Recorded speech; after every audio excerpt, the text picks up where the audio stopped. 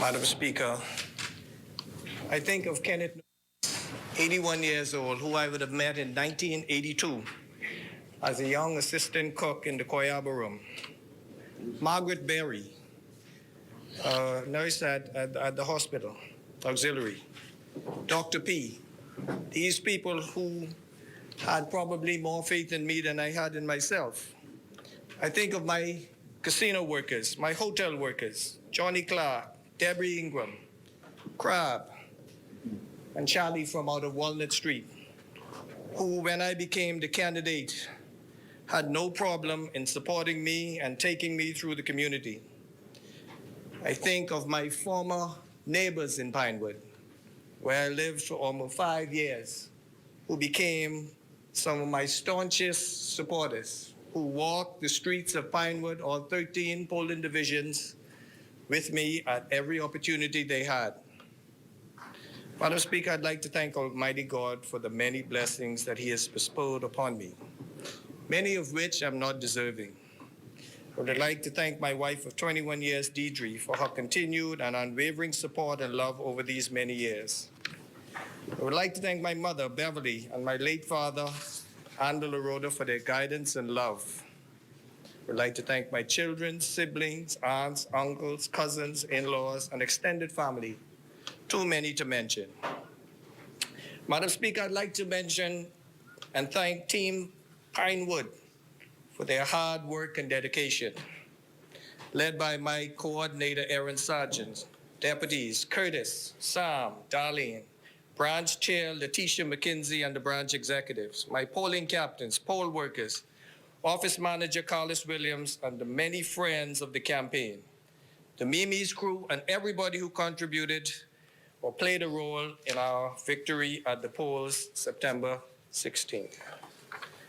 Madam Speaker, I would like to congratulate you on your election as Speaker of this legislative body, and I am confident that you will discharge your duties fairly to all. You know, you and I and South Beach was the Southeastern team. In particular, I'd like to mention Shelley Sweeting and send my regards, especially during this rough time at the passing of her husband, Andrew, who was a staunch supporter of the party. May his soul rest in peace. Madam Speaker, I'd like to congratulate the people of the Commonwealth of the Bahamas for the way they conducted themselves during the past election cycle. Our democracy remains vibrant and without violence. The transition was seamless from one government to the present. Madam Speaker, I would further like to congratulate all members who serve in this new parliament. Madam Speaker, I start with my parliamentary colleagues, who along with their supporters worked hard to get here. We were dismissed by many naysayers as having no chance of winning. We persevered. Thanks to Almighty God, our workers, and the wonderful people of the Commonwealth of the Bahamas. Madam Speaker, I'd like to congratulate the member for Cat Island, Rumkey, and San Salvador for guiding our party to an impressive victory in the general elections of 2021. Following the crushing defeat at the polls in 2017, the member for Cat Island, Rumkey, and San Salvador had an unenviable task of steadying the ship of the oldest political party in the country. He and the member for Exuma and Ragged Island and the member for Fox Hill set about to make the ship seaworthy again. Madam Speaker, I remember that first Labor Day parade after our crushing defeat in 2017 as we walked down East Street, to a lot of ridicule and scorn, but there were also supporters of this party who told us they were proud that we came out 1 month after losing. And look where we are just 4.5 years later.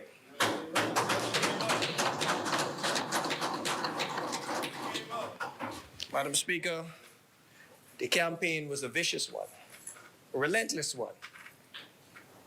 one of the worst that I've seen in a country that is as small as ours. I hope that we in government do not treat our opponents the way we were treated, especially our leader. We are too small a country for that. Madam Speaker, I have every confidence that the tandem of the members for Cat Island, Rumkey, and San Salvador, and Exuma and Ragged Island, and the government of which I am humbled to be a part of, will serve this country well. Madam Speaker, I would also like to thank the former PM, the member for Kalani, for allowing me to serve as chairman of the Public Disclosure Commission during his administration, and for other considerations. It showed political maturity. Madam Speaker, but for the support of the member of Cat Island, Rumkey, and San Salvador who supported that appointment, my political career could have turned out differently. Madam Speaker, I was raised to be grateful and thankful to anyone who was good to me. Kalani, I say thank you. Madam Speaker, I say to my childhood friend of 40 years, the member for Marco City, congratulations. As SC McPherson Sharks and AF Adley Tigers, along with the member for Garden Hills, lest I forget, we have a trio from Tiger Country, and we have a duty to represent our alma mater with pride. You know, the member for Marco City know that back in the 70s, the students of SC were considered the riffraffs back then. And so AF Adley was littered with students who couldn't make it into Government High. And look, through hard work, determination, and God's help, look where we are. Madam Speaker, I would like to say congratulations to my good friend and former client, the member for St. Barnabas, my senior in this place, who defied the odds again. He proved me wrong. I remember in 2017, I think I was the first person he called because I told him he was going to lose. And he made that call to me just to let me know that apart from them winning, that he also won. And that I have told him there was no way we would have lost a seat in the inner city. Keep some line, keep some line. Madam Speaker, before I start my contribution, I would like to inform the great constituents that since being elected, we have held our back to school event at the basketball court, where students were provided with school bags stuffed with school supplies. Children who provided proof of their academic excellence were provided with handheld tablets. There were food and drinks and entertainment for the kids. I spent the majority of the more than 3-hour event talking to constituents. A good time was had by all. Madam Speaker, during that same event, I spoke about my intention to restore parks, streetlights, speed bumps, virtual branch meetings, and consistent meeting with constituents. Madam Speaker, I have started my walkabouts in the community to thank constituents for their support and also to notify them of my plans for the community. The constituency office is located at 23 Pinewood Drive and is open Monday to Friday from 10 a.m. to 6 p.m. and on Saturday from 2 to 6 p.m. The office number is 392-5970. Residents can ask for Rikisha during operating hours. Madam Speaker, there's been a lot of rain recently, and Pinewood is a community where there has been flooding problems for decades. This recent rainy weather has impacted the community yet again. I have personally driven through the community as recent as Saturday, October 30th. And to the residents of Sugar Apple Street, Sapadilla, Sequoia, Jacaranda, Saffron, Buttonwood, Croton, Sapodi, Casarilla, Cottonwood, Wild Guava, Pinewood Drive, Soursop, Thatch Palm, Spice, and Avocado, I'm aware of your situation. That's a lot of corners, Madam Speaker. I have spoken to the member for Fort Charlotte, the Minister of Works, and a few residents of the community who are skilled in cleaning drains with an aim to have those existing drains cleaned and cleared. Those works should commence shortly. Madam Speaker, I would like to offer condolences to the many families of Pinewood who have experienced death during this pandemic. We have had our share, as every community. To those dearly departed soul, I say rest in peace. I'd also like to bring greetings of happy birthday and happy anniversary to those who are celebrating events.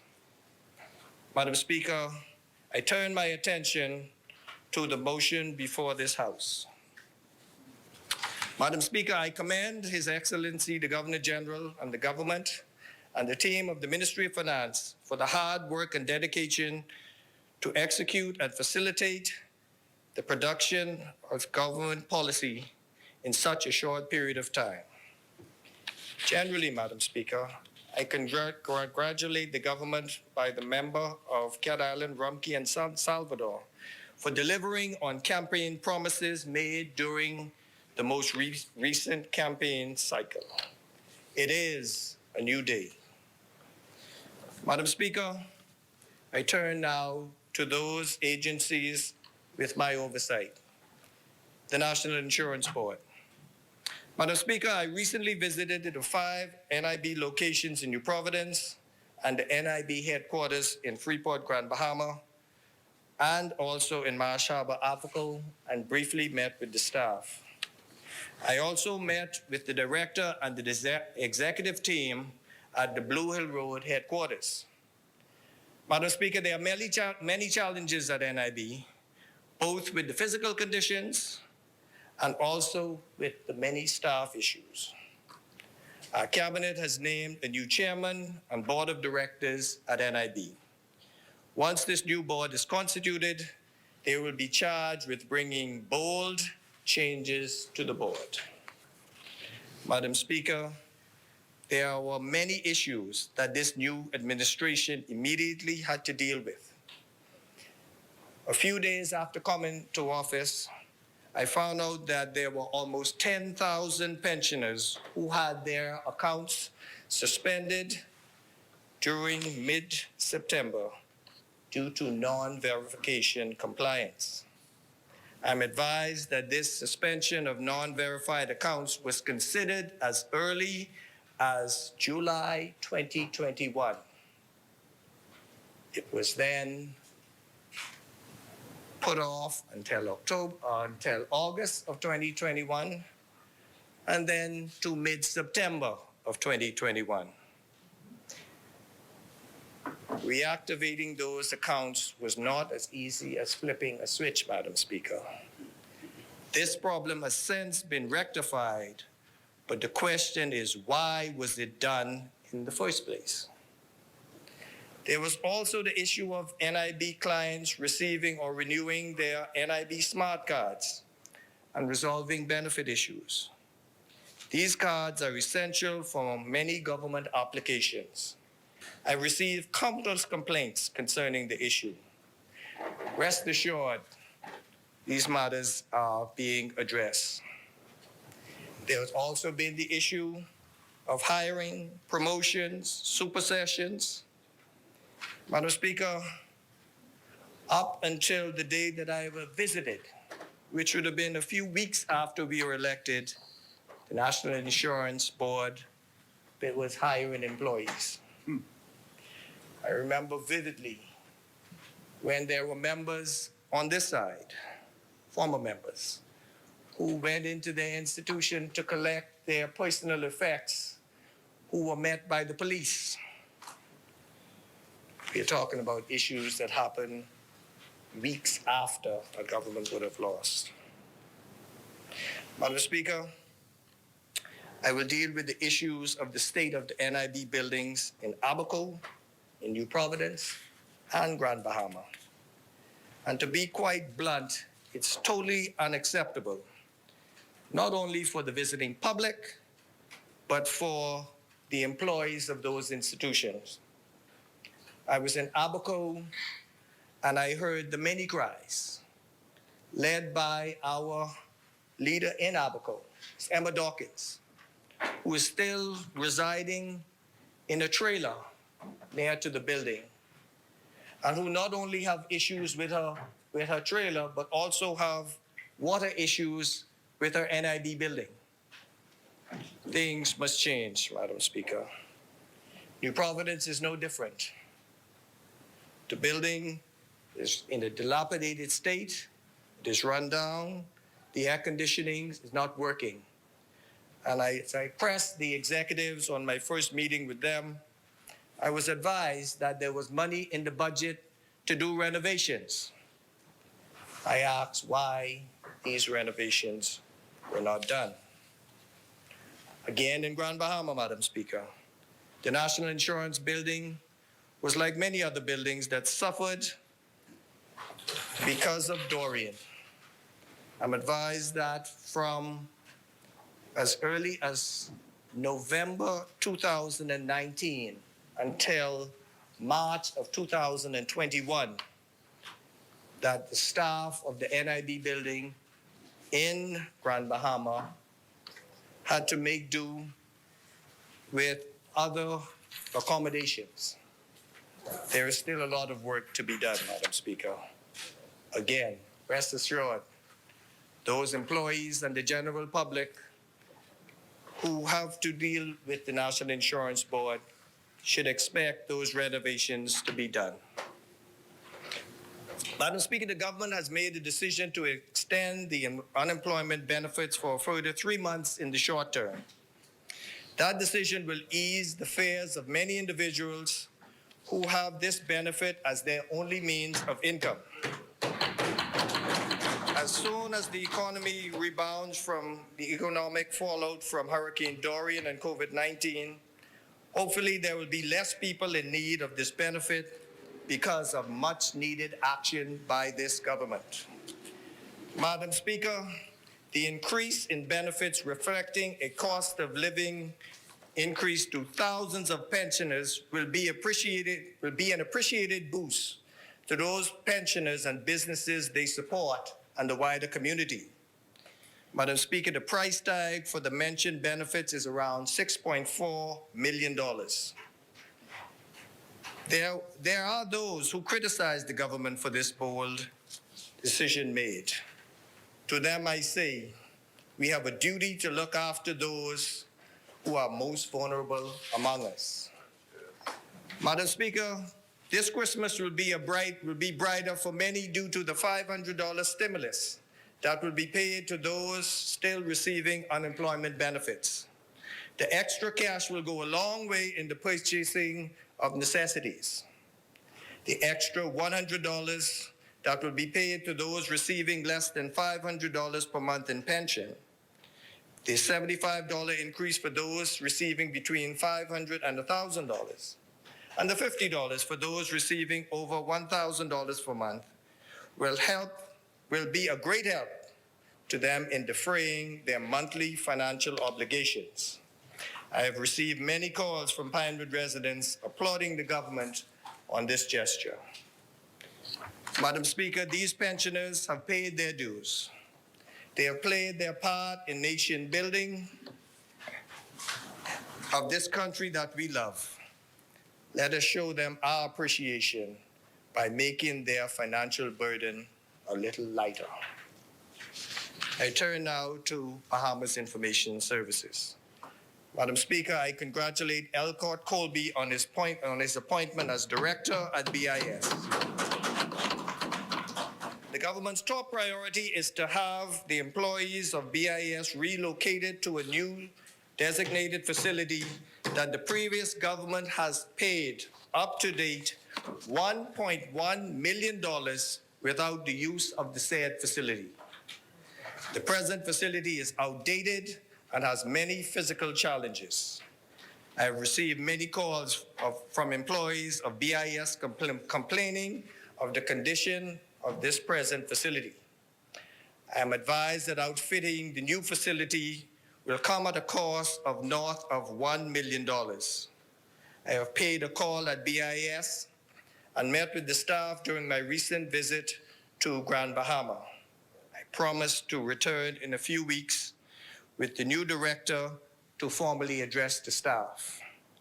I would also like to inform the staff at BIS that this government has taken the bold decision to move BIS towards an institution where its employees would become permanent and pensionable.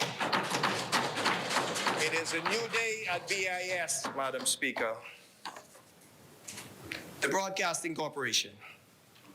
Madam Speaker, the Cabinet has decided on the new Executive Chairman and Board of Directors of BCB. The individuals will be gazetted shortly. The work will begin immediately to solidify BCB as the leader in broadcasting and entertainment in both radio and television in the country. I have received many complaints with regard to the physical conditions and low employee morale at the BCB. I made a courtesy call at BCB Northern Facility in Grand Bahama and gave a promise to return with the new executive chairman once the board was appointed to address those concerns. The disaster preparedness and management and reconstruction. Madam Speaker, I recently toured the islands of Abaco and Grand Bahama, particularly East Grand Bahama, and including the keys of Hopetown, Green Turtle Key, Moores Island, and Sweetings Key. I witnessed firsthand the devastation and continued suffering of residents from the ravages of Hurricane Dorian. Many damaged homes, businesses, and government properties remains unresolved.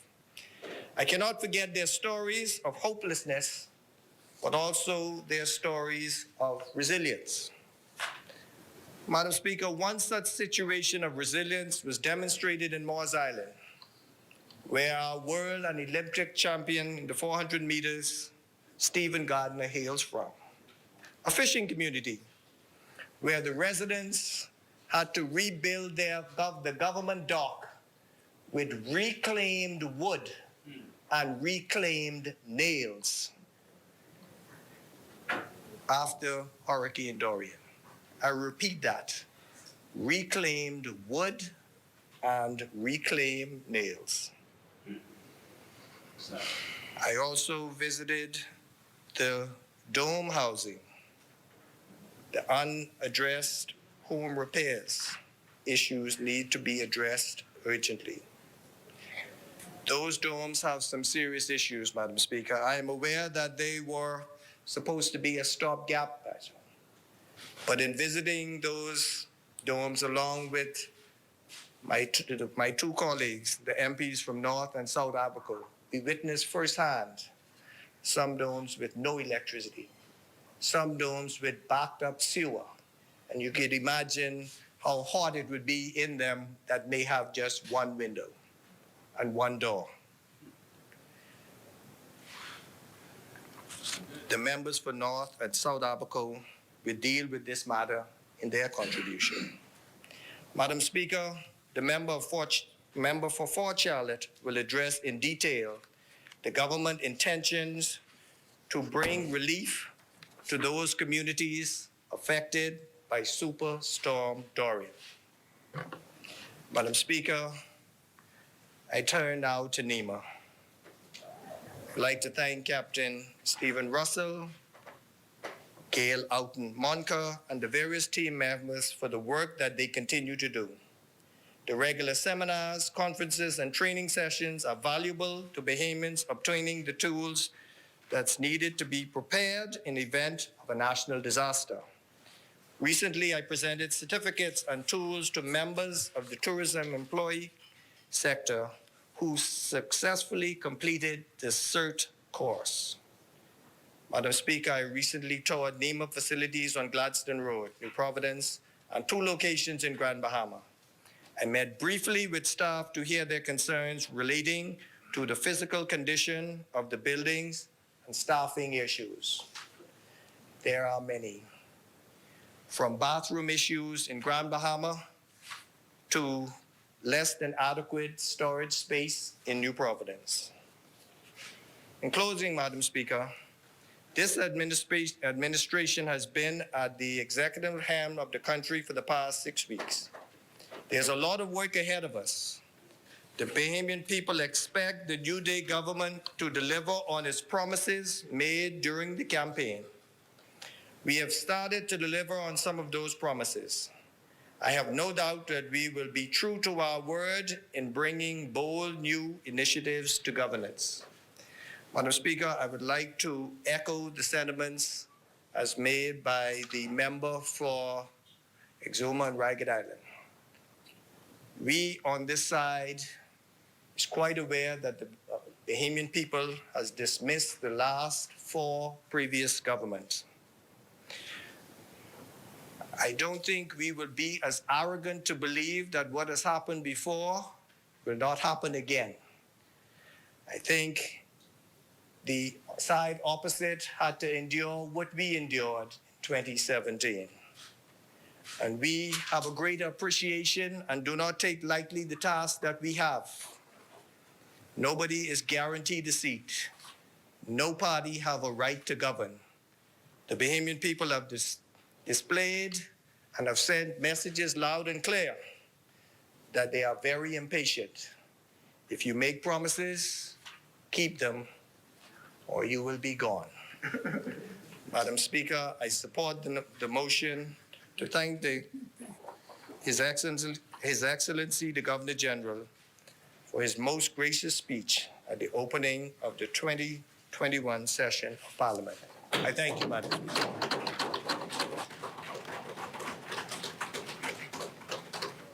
Thank you, Honourable Member, for your contribution. As many, the Chair recognizes Honourable Member for Freetown.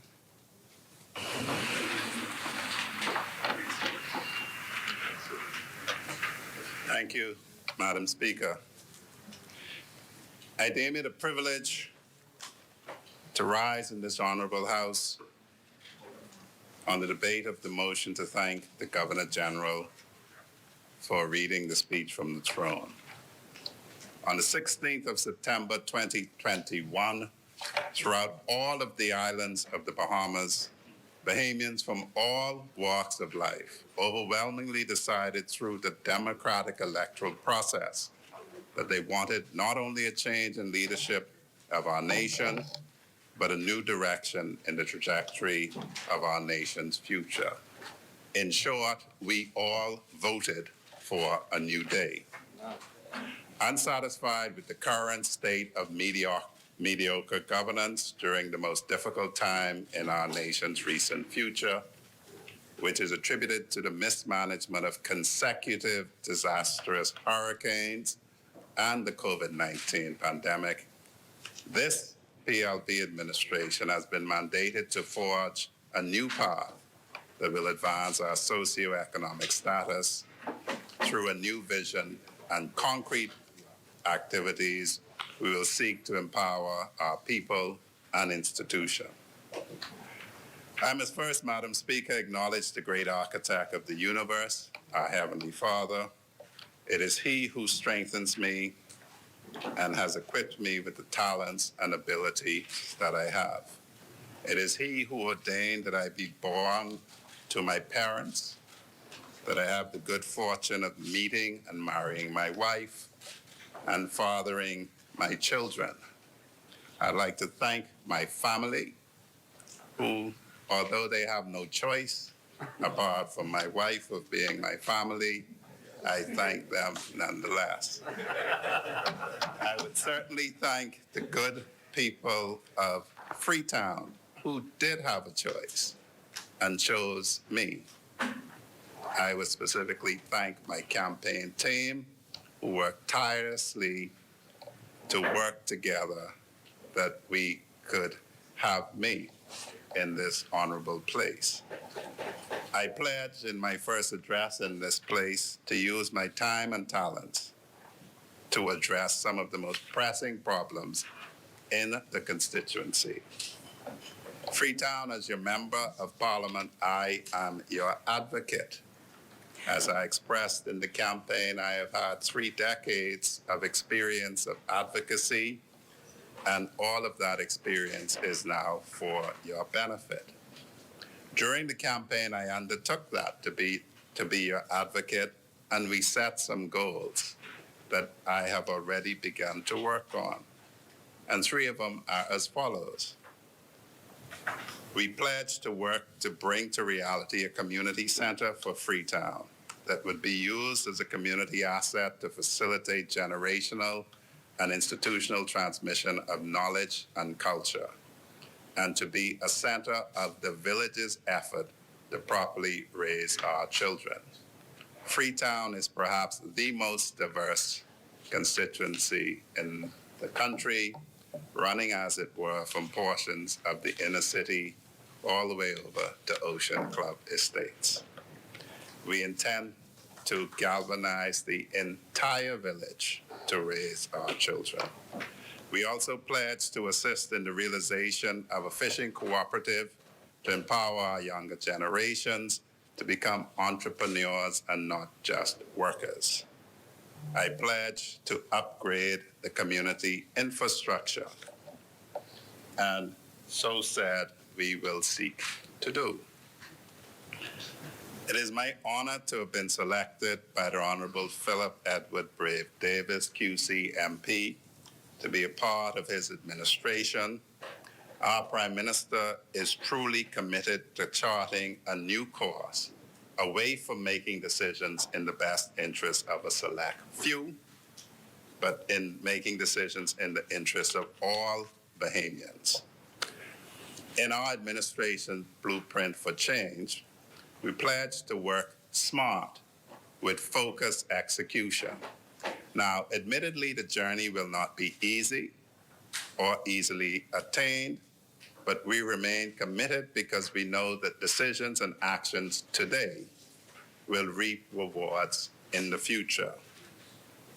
Madam Speaker, when I accepted my appointment as the Minister of National Security, and most people thought I would be one building east, but when I accepted my appointment as Minister of National Security, I did so with an understanding of the mammoth task put upon my desk by the Prime Minister.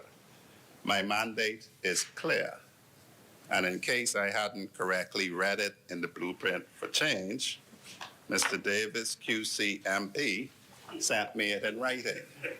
And so I have my instructions in a 3-page letter that provides the metrics by which my performance will be measured. And I'm expected to do the following: to ensure that the necessary reforms are executed for a safer Bahamas, to strengthen the Royal Bahamas Defense Force's institutional capacity, to strengthen the Defense Force's regional partnerships to prevent illegal migration, poaching, piracy, human smuggling, drugs and weapons smuggling.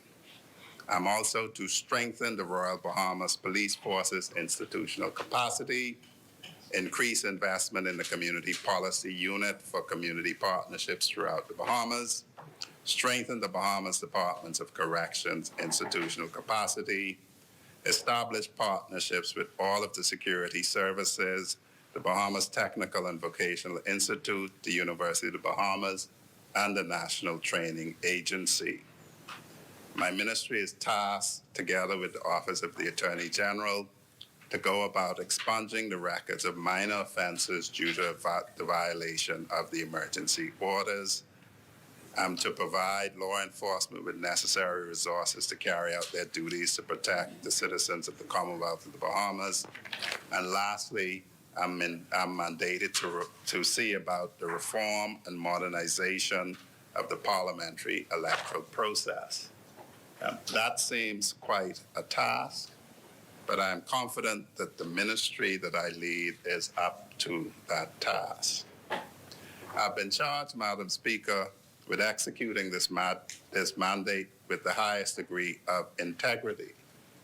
All of us in this place must recognize that we are first accountable to God. We will answer in the judgment for our conduct of his business and the business of his people.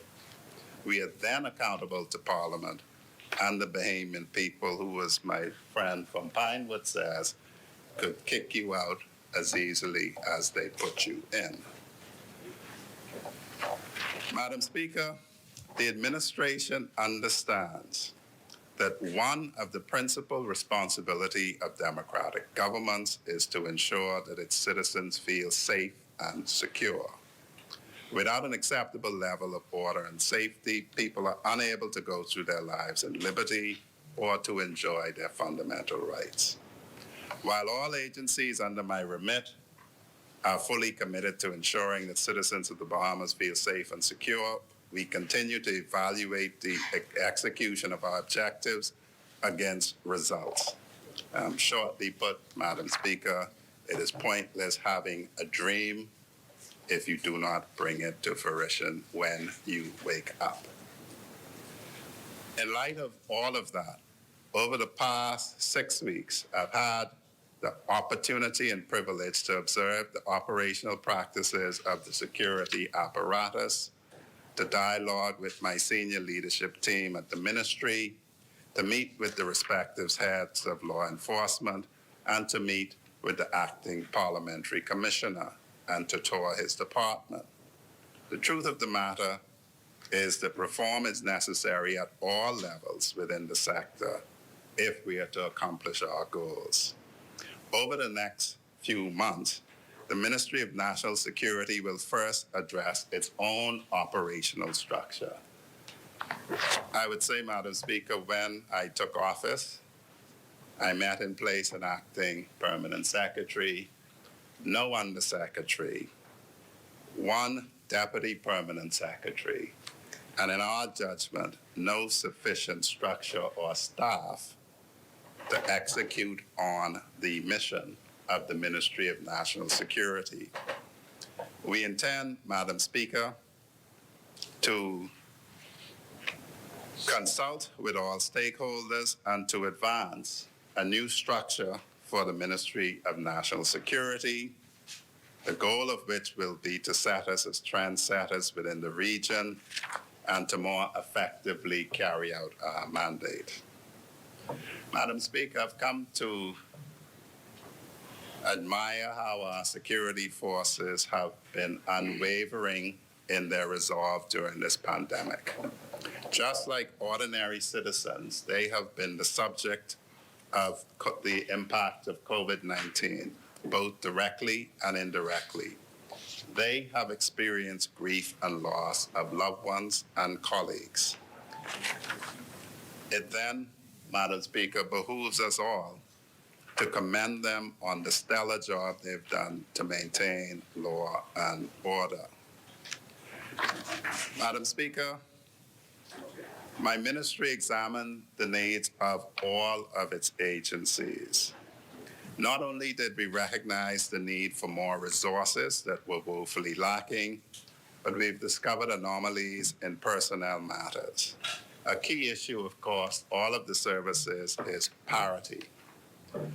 I think nationally it is well known that I am an advocate for justice and equality.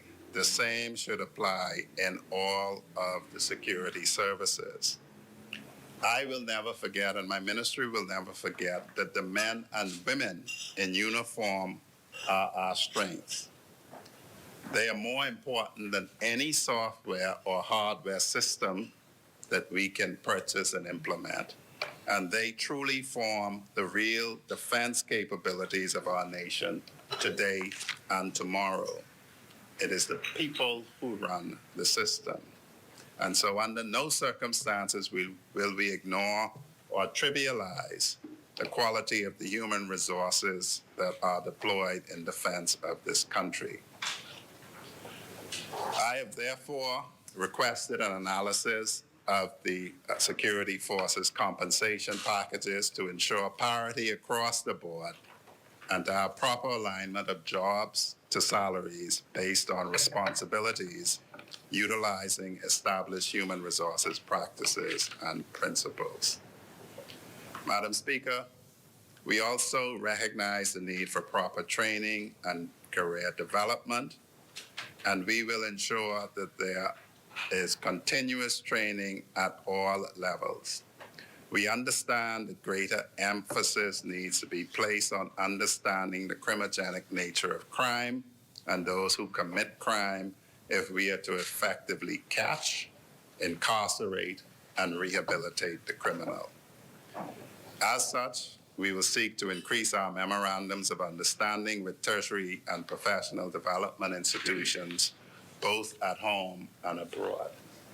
Knowledge is power, Madam Speaker, and it dispels ignorance wherever it is found.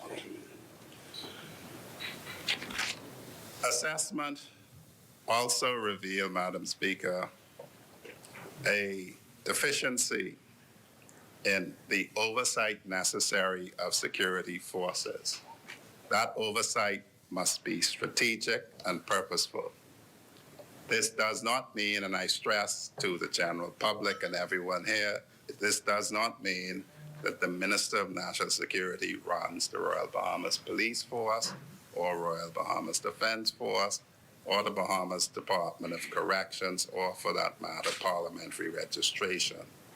What it does mean is that as far as possible, the ministry under my direction will consult on legislation to monitor and upgrade the standards of our security forces. The purpose of the legislation will be to ensure the following. A, that we establish compliance with the Constitution, government policies and laws, as well as the laws and policy of respective security forces and partner agencies. It is completely pointless to have rules unless compliance with the rules is ensured. We want to enhance efficiency, effectiveness, and coordination of the efforts of security forces, and this I hope to do as chairman of HONLIA, the heads of National Law Enforcement Agency. We also will wish that it promotes ethical conduct throughout the security forces in our country. Madam Speaker, specifically about the Royal Bahamas Police Force. We see this as one of the primary institutions through which this administration will seek to promote safety and security. We will be looking afresh at how our law enforcement agencies are oriented, organize, and exercise their mandate. We will be utilizing three interconnected forces, namely of technological modernization, investment in human capital through continuing recruitment and global exposure for all of the ranks, and community partnerships to address crime. Madam Speaker, we will be seeking to ensure that we have in place in the Royal Bahamas Police Force a system that ensures that we recruit the best, that we promote the best, that we retain the best, and that we provide them with the resources necessary to accomplish the missions that we assign to them. Madam Speaker, now to the Royal Bahamas Defense Force. That same mantra of recruiting the best, promoting the best, retaining the best, and providing resources applies across all of the institutions within my remit. Specifically with regard to Royal Bahamas Defense Force, this, Madam Speaker, is yet another institution in this country that was created by the vision of the Progressive Liberal Party government led by the late, great Sir Lyndon Oscar Pinley. Indeed, every institution in this great country of ours has been created by a PLP administration. The necessity of the Royal Bahamas Defense Force was not recognized by the then opposition Free National Movement, who opposed it. And it seems that this lack of vision continued with the neglect of the institution during the tenure of subsequent FNM administration. As the missions of the Defense Force have been increased, manpower and resource needs have gone unaddressed. We commit to rebuild and restore this vital guardian of our sovereignty to the status set for it by Sir Lyndon and his government, as its command takes bold steps to revolutionize its execution of mission objectives. In short, we intend to ensure that a baby of this administration, this PLP government, is properly nourished, properly fed, and grows to be the force that is needed to protect our sovereignty. Without sovereignty, what is a country? And so we will do what is necessary to bring it to where it ought to be in this time. Madam Speaker, last week, the Royal Bahamas Defense Force received and commissioned its second long-range radar. In the interest of time, I would simply say that the coastal radar systems, the two installed and the others to come, are a palpable sign of the love and affection in which we are held by the United States of America as we guard our borders, which assists them in guarding, in fact, their borders. We are a chain, as I said, at the handing over ceremony is only as strong as its weakest link. And we thank the U.S. government for seeking to shore up this link in the chain. And for my part, I will encourage them to do much, much more, as much as they can, to continue to do so. That brings me, Madam Speaker, to the Bahamas Department of Correctional Services. Madam Speaker, we will transform this institution into a truly rehabilitative institution to align with its mandate to house inmates in a controlled, safe, secure, and humane environment that encourages rehabilitation and successful integration into society. Central to this reform will be human rights and consideration to family and community factors. Incarceration is designed to be a deprivation of your right to liberty, not a deprivation or restriction on all of your human rights. I have, Madam Speaker, the unpleasant task of advising the House that this morning an inmate of the Correctional Institute was found unresponsive in his cell and was found to be dead with what appears to be signs of injuries. It is a matter that should be seriously considered because, as I say, incarceration is to be a deprivation of the right to liberty. I'm pleased to say that the doctor of the facility has taken the matter in hand and all necessary steps have been taken. This administration pledges to improve the infrastructure of the institution so that it becomes a more habitable and rehabilitative model. This will serve to promote inmate social and educational activities through programs with BTVI, the national training agencies, to teach life skills and to promote economic opportunities upon release. Madam Speaker, we must all realize that the inmates of the Correctional Institute will be released someday. It is in the national interest that they are released as rehabilitated as possible. Madam Speaker, my ministry intends to formally commence consultation on the report of the Bahamas Parole and Reentry Committee report. For those of us who may not remember, that committee reported in 2016. I have some affinity for the committee's report as I was a member of the committee, and I wholeheartedly accept the recommendations that it made, having played a part in it. Madam Speaker, we will launch consultation, given the age of the report, with a view to acting on its recommendations. In short, what is intended is that we move truly to a system of parole where an offender will serve his entire sentence, either in prison or in the community, and we will do away with time off for good behavior. You will serve your full sentence, some of it in the correctional institution, some of it in the community, but you will get no time off for good behavior. You're supposed to behave in any event.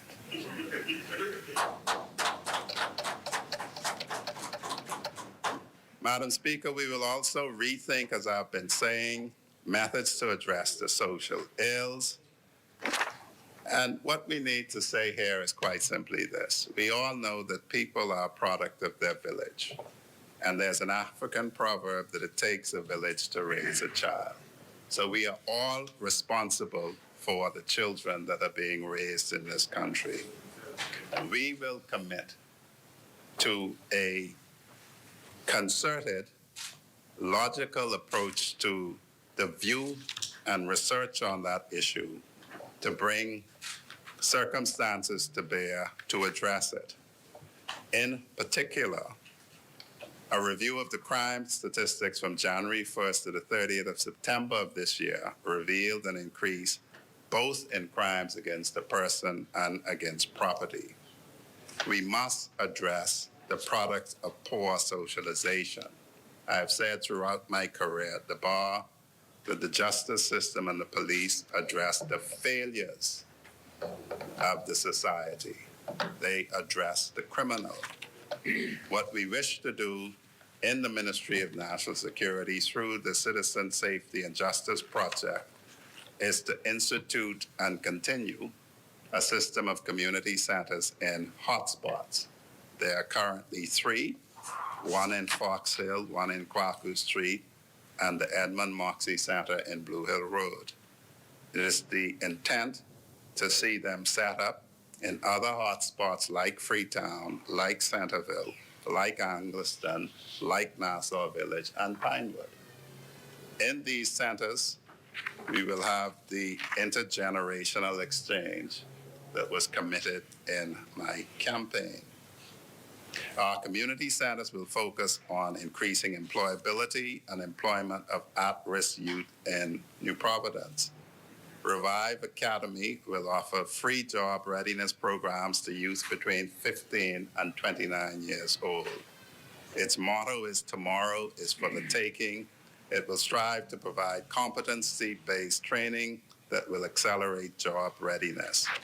The ultimate goal is to provide skills in numeracy and literacy for unemployed youth. The Bahamas Vocational Institute and the University of the Bahamas will be service providers, BTVI to deliver soft skills training, and UB to deliver numeracy and literacy training.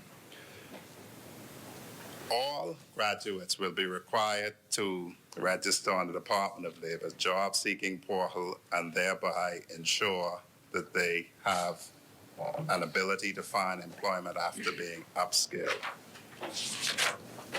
Madam Speaker, we will have Violence Interrupters program piloted next year early, and I would move in the interest of time to the Parliamentary Commissioner. Quite shortly put, we've just had a general election. We on this side are very pleased with the outcome of that general election, to say the least. What we do wish to see, however, is for there to be any comments and critiques from all parties. Any participant in the election is free to send their comments to the Ministry of National Security. We intend to pay the same regard to those comments and critiques as we will pay to the reports of the international observers. After all, Bahamians vote in the Bahamas, and we're concerned to hear about the concerns that are involved. After consultation with the Parliamentary Registration Department, the general public, political parties, we intend to seek to reform and revolutionize the electoral process in the Bahamas. We will make the necessary financial, human capital, and organizational reforms through technology to modernize, digitize, and better facilitate voter registration and advanced poll voting, particularly for senior citizens. As I conclude, I would like to reiterate that this administration strongly believes that our investment will allow us to better meet our safety and security obligation while promoting our democratic rights. The necessary aggressive and modernizing strategies and processes are needed to deliver on real and meaningful results for the citizens of this great country. More importantly, the changes will form the foundation of a progressive and modern Bahamas where all citizens are safer to pursue their loftier goals in this new day. May God bless the people of the great constituency of Freetown. May God bless the people of the wider Bahamas, and may God continue to bless the Commonwealth of the Bahamas. Thank you, Honorable Member for Freetown. As many, the chair recognizes the Honorable Member for Central. Madam Speaker, to the good member of Freetown, thank you very much for your presentation. You mentioned those 3 community centers in hotspot, Fox Hill, Baintown, and Edmund Mukti Center. There's also a 4th center being planned for Yellow Elder Garden that was designed and planned, I believe it was at the tender stage. Are we still also doing that one? I'm being made aware that funds were available through CBD. The information provided to me was that the implementation was supposed to be in order of the ranking of the hotspots. It happened that the then Minister of National Security, who was the Member of Parliament for Mount Moriah, which I believe includes Yellow Elder, it happened that Yellow Elder, who is nowhere on the listing of hotspots for crime, compared to Freetown, Angliston, Nassau Village, was somehow moved up the ranking to have a community center plan for them, the space for which would have required a lot of upgrading, the execution of which on the budget permitted would not have permitted it to have all of the amenities that a community center is to have, and the time for execution of which has now lapsed. And in the new funding rounds, as the member for Freetown, in which Camp Road resides, I'm happy to say that we are going to move back to the designation based on the ranking of the hotspot. It is unfortunate that it is a mitigation method, but it is a mitigation method that needs to be directed to the problem. So Yellow Elder currently, I'll put it as it was put to me, from a procurement standpoint, there have been no contracts signed for it. It would require extensive upgrades, the property to prevent flooding. Having looked at it, and I do not want to seem unkind, but I could not understand how one would expect to execute on that site the premises that were planned. All premises that have a sporting or a recreational component. This one would not have a recreational component, so it did not check the boxes that it was supposed to check. So no, it will not happen. At this moment, it will happen at a time that it can have all of the boxes checked that should be checked. We're going to do things properly and completely in this administration. Thank you, Honorable Member. You're welcome. Thank you, Honorable Member for Freetown. As many. The chair recognizes Honorable Member for Bain and Grantstown. Thank you, Madam Speaker. I always wanted to say that.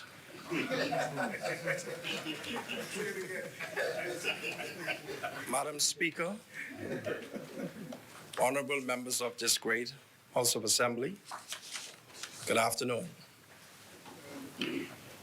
I give all the honor to the Almighty God, who is and has always been in control of my life. I must, however, thank the Governor General for his speech from the throne. It gives me profound pleasure rising on behalf of the wonderful constituents of Baines and Grantstown. Had it not been for their confidence in me and the PLP, I would have not been here today.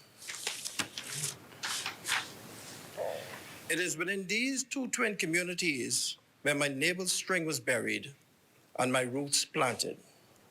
For that, I am eternally appreciative, humbled, and most of all, grateful to be the Progressive Liberal Party's Member of Parliament for the Bain and Grantstown constituency. Madam Speaker, after 4.5 years of walking the streets of Baines and Grantstown, I've gotten to know and become very familiar with so many wonderful people. They bought into the vision of our blueprint for change, which is to recover, rebuild, and to revolutionize for improving the lives and the living conditions of our constituencies and their communities. We will always have our challenges, for which, by God's help, we will overcome. I speak primarily to the unemployment, single-parent families, and issues where too many are unable to feed themselves. Even after the former administration spent an approximate $1 million per week for the feeding program, our constituents are still challenged with feeding themselves. There are environmental concerns where a major cleanup effort is extremely necessary.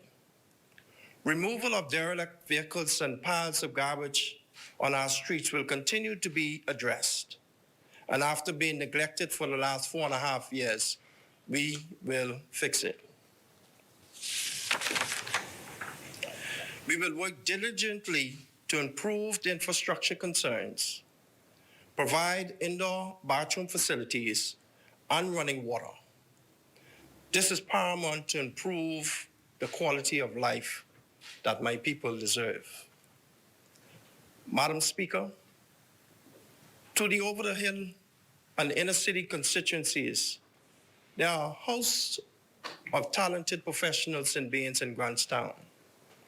Electricians, plumbers, carpenters, tile men and women, landscapers, musicians, and artisans who are looking for opportunities to do for themselves without having to depend on social services. Under a new day government, we are suggesting that all work that needs to be completed in the Baines and Grantstown constituency be done by the professionals of Baines and Grantstown. The Over the Hill project, which was initiated 4 years ago, was left uncompleted, and our young professionals are sitting under the cotton trees unemployed. It pains me to see that the eyesore of the Southern Recreation Ground exists, and it begs the question, where is the money that has already been spent? The Southern Recreation Grounds will be completed in a New Day government. The Old Timers Softball League will commence. We look forward to commencing and advancing our businesses by taking full advantage of the reinvigorated Small Business Development Center, where fairness and equity will be the overarching principle when awarding loans and grants. Madam Speaker, I must confess, the road was not easy, but I am here, sent by the overwhelming support from the proud people of the twin communities of Baines and Grantstown. I will not continue my presentation without thanking our Prime Minister, the Honorable Philip Edward Davis, for his confidence and ultimately appointing me as the Parliamentary Secretary in the Ministry of Economic Affairs.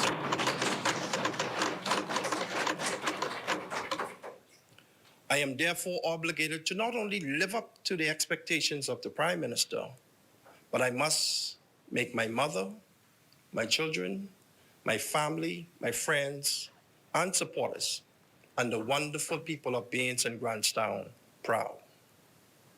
However, I pledge to do my best. I pledge to do the best that I can for my constituency. One person, one house, one block, and one street at a time until the spirit of the entire community has been lifted. This is the least that I could do. Yes. Madam Speaker, I wish to thank my family, constituents, and supporters who made it possible for me to be in this place. I would like to reflect on the political history of Baines and Grantstown and the great men who served before me. And lastly, I wish to highlight some of the plans and programs proposed for the constituency of Baines and Grantstown. Madam Speaker, 1 Thessalonians 5:18 said, "In everything give thanks, for this is the will of God in Christ Jesus concerning you." Please indulge me to honor my father, deceased Leroy Alexander Watson, stalwart counselor. He was a good man who loved his family, loved his Progressive Liberal Party, and was responsible for helping to mold me into the person that I am today. I am certain he would be very proud to see his oldest son in this place.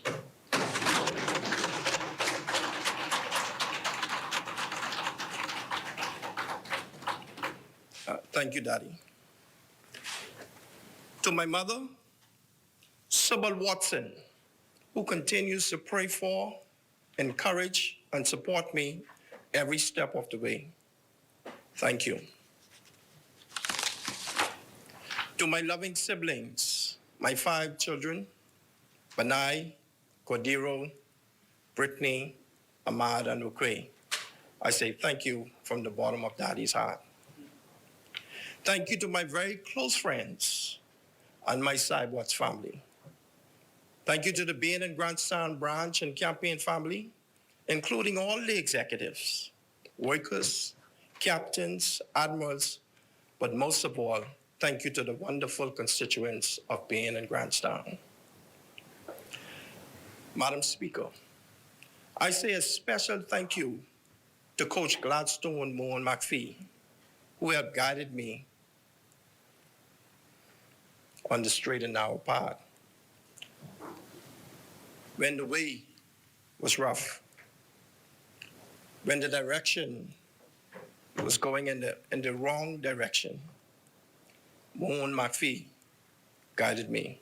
And to him, I say thank you. It was more than 30 years ago, as a young man, I started coaching and mentoring young people, not knowing that I was being prepared for a time and place such as this. Madam Speaker, an heir of an old Confederate veteran said, and I quote, "If you don't know your past, you won't know your future. If you forget about your past and you don't know where you came from, you won't know where you're headed." End quote. It is vital to know and acknowledge those who have gone before us and paved the way. To this, I bring to the attention of this honorable House the history of one of the most historic constituencies in the Commonwealth of the Bahamas. Baines and Grantstown has been blessed with political and community giants like Samila Butler, like Bruce Brennan, like Kendall Knowledge, like Bradley Roberts, like Dr. Bernard Knowledge, who paved the way for a man like me from Bain Street and Anus Lane to be here. Yes. What a legacy. Madam Speaker, on the 16th of September 2021, a tidal wave swept the Progressive Liberal Party with an overwhelming majority of 32-7. The Bahamian people were tired and fed up with the former administration's lack of compassion, lack of competency, lack of humility, lack of accountability, and lack of transparency. These enabling factors caused the voters to elect the Progressive Liberal Party under compassionate leadership of the Honorable Philip Edward Davis to govern the Bahamas for the next 5 years. I think we missed that. These enabling factors caused the voters of the Bahamas to elect the Progressive Liberal Party under compassionate leadership of the Honorable Philip Brave Davis to govern this country for the next 5 years. We get you. Thank you. A new day was ushered in, and the Bahamas will never be the same again. I say thank you to my parliamentary colleagues. I say thank you to the Council of the Progressive Liberal Party. Madam Speaker, I say congratulations to you on holding such a high office. The constituents of Baines and Grantstown are extremely encouraged and look forward to the greater implementation beneficial to all as it relates to the tax incentive that will spur on infrastructural developments, home repairs, business pursuits for entrepreneurial-minded young people in our constituency. With the unemployment rate being in the mid to high 30s and approximately 35% in the Baines and Grantstown constituency, the reduction in the value-added tax will bring joy to the hearts and minds of many. The twin communities of my constituency represents one of the oldest and most historic communities in the Bahamas. This reflects a direct correlation to an aging population, and in our blueprint for change, an increase in old age pension has been welcomed with gratitude and open arms. Madam Speaker, my constituents are primarily working class, service-oriented employees. In 2017, with more than 14.8% of the constituents making minimum wage and living below the poverty line, the proposed increase in minimum wage is a major plus, and we look forward to the establishment of a livable wage income, not only in our constituency, but in the country at large. We look forward to a reasonable and feasible solution to the twin crises of COVID-19 and the economy that has overshadowed our nation over the last year and a half. Also, we look forward to the full implementation of national health insurance to ensure that our constituents acquire the necessary assistance from government for catastrophic health care. Madam Speaker, we seek to empower our young people. We seek to empower our young professionals by implementing the Be Your Own Boss and Make Your Own Money program. It's an entrepreneurial and empowerment program that we would like to expand in the Bain and Grantstown constituency. Our constituents are not interested in handouts, but they want to help themselves. And through this Be Your Own Boss and Make Your Own Money program, this is designed to do just that. Also, the Bain and Grantstown Employment Assistance Program, which is geared towards helping the unemployed write resumes, prepare for interviews, and be job ready. This too has been very effective during the campaign, and we intend to pursue that further. Madam Speaker, in my capacity as Parliamentary Secretary within the Ministry of Economic Affairs, I will work very closely with Minister Senator the Honorable Michael Alcides to aid him in tackling the Bahamas' economic crisis. Further, I will utilize my qualifications and 25 years of experience as an information and communications technologist to advance our blueprint for change in the area of technology and digitization.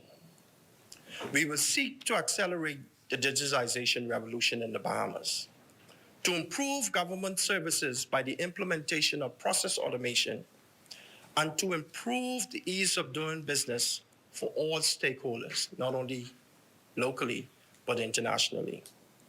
We will seek to implement a national digital identification and encourage technological advancement and innovation within country.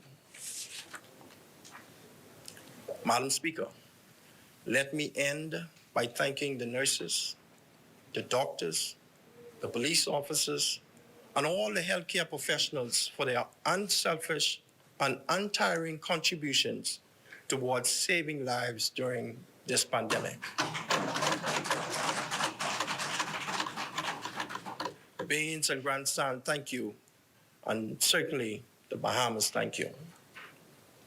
We live in an age of possibilities, and we will not let the naysayers distract us from doing what the majority of the Bahamian people have sent us to this place to do. Honorable members, we must not let the sideshow distract us from the big show, which is wiping every tear from every eye. We must put aside our differences because it's not about us. It's about the people in the constituencies out there that are watching us. Thank you. Being a grandson.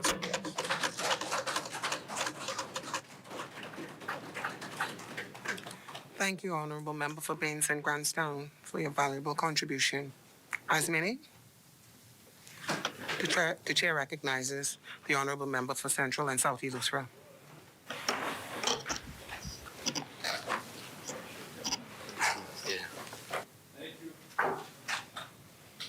Thank you, Madam Speaker.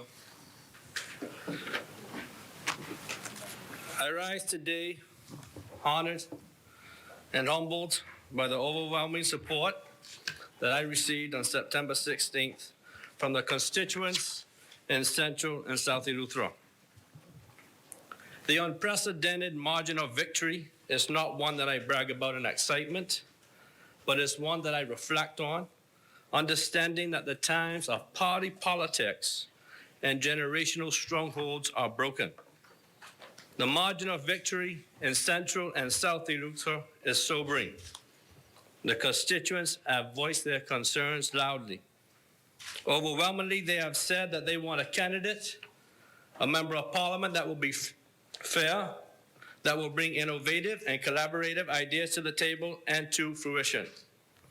They have said that the PLP's blueprint for change is a beginning of a revolutionary change for the country, and the methods employed will undoubtedly bring opportunity and relief to them in particular, as the mainland of Eleuthera has not realized a robust economic infusion for decades.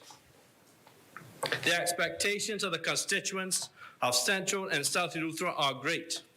However, I am confident that the teams established in the constituency here in this place and the country at large will accomplish many great things. Madam Speaker, I would like to also take this opportunity to extend my condolences to the families of the bereaved throughout the constituency. The number of families that have experienced the loss of loved ones, how vast, and the numbers continues to rise. It is my prayer that we remain vigilant, we remain our brothers' keepers, and we maintain the best practices in this fight against COVID-19. We have experienced so much loss in our individual families and with close friends and associates. On behalf of my wife and I pray for God's peace to rest with the families who are going through these most difficult times, and we pray that the souls of the dearly departed rest in peace. Madam Speaker, on this occasion, it would be remiss of me not to offer my hearty congratulations to this Davis Cooper-led administration for the wisdom and foresight to appoint you to this auspicious post as the Speaker of this House. You see, Madam Speaker, I am one to appreciate and recognize strong women when I meet them. I tell people all the time that I wouldn't be successful in this lap without a strong women team surrounding myself. I understand the drive of a strong woman to get things done because I happen to be married to one. So I celebrate this great milestone with the party and with you. Madam Speaker, before I get into the meat of my presentation today, I would also like to take this opportunity to extend my gratitude to the Honorable Prime Minister for reposing his confidence in me to manage this huge portfolio. Our history goes back from my introduction in the political sphere. He has been a mentor and guided me to the rough road to ascend to this chair. So I thank him publicly for his confidence in me, and I will work diligently to ensure that this ministry and the departments thereunder are successful and are operating at full capacity as we strive for a better Bahamas in this new day. Madam Speaker, again, I reiterate how humbled I am that the people of Central and South Eleuthera have placed their trust in me. On their behalf and mine, I extend sincere thanks to His Excellency Sir Cornelius A. Smith, the Governor General, for his speech from the throne. While filled with sobriety of the current state of affairs, the speech from the throne left listeners hopeful and excited to be a part of what is indeed a new day. We must recover, we must rebuild, and we must revolutionize this country. Madam Speaker, over the years, it seems as if the Ministry of Agriculture has taken a back seat in its presence and its initiative as a major ministry in the Cabinet. Since coming to this office, I have made it my business with extra effort to understand all parts of the organization, and believe me, there are many. I am excited to work along with Parliamentary Secretary, the Honorable Leonardo Lightburn, the Member of Parliament for North Andrews, who shares the same passion as I do for the ministry, and I am excited in what we will accomplish together. We have met with every department, and we continue our Family Island tour to really get a sense of what the people on the ground are experiencing. I would like to thank the many teams within the organization that has welcomed me, and they continue to do their best to move the ministry in a forward direction. In my findings, I understand that we can accomplish great and many new initiatives. However, there's a big gap and some overlap in what sections, divisions, and departments are doing. Over the course of these 5 years as the minister, I intend to work with the departments to streamline these efforts because we have one overarching goal and one basic commonality. That is to ensure that we in the Bahamas increase our food production to a sustainable level, to reduce imports, to produce healthier food options, and ensure that our markets for exports are expanded. Our goal at the ministry is to make agriculture and mariculture attractive, or some may say sexy. There is an extensive amount of research and innovation that has taken place over the last few decades, and for some reason we have lagged behind our counterparts in exploring these techniques in this country. In the agricultural industry, greenhouse farming, freight farming, crop science industry, other innovative technologies, merging biology, chemistry, and data science are key components to revolutionizing the industry. This new technology, coupled with proven traditional farming methods, can move our country even closer to the goalposts of actualizing a country that has a sustainable food system. We must eat what we grow and grow what we eat. Already, I have met with the traditional farmers and association leaders to understand their needs to improve the industry. I have also met with entrepreneurs who have merged technology with traditional farming methods and are proving to be successful. Madam Speaker, with that sentiment in mind, I forgot the pineapple. I brought with me today a Shigalo pineapple from the great island of Eleuthera. You see, I got a phone call last night and asked me if I wanted to buy some pines. Now, ordinarily in the Bahamas, Sugarloaf pineapples would be harvested in the late spring, ready for Pineapple Fest in Eleuthera.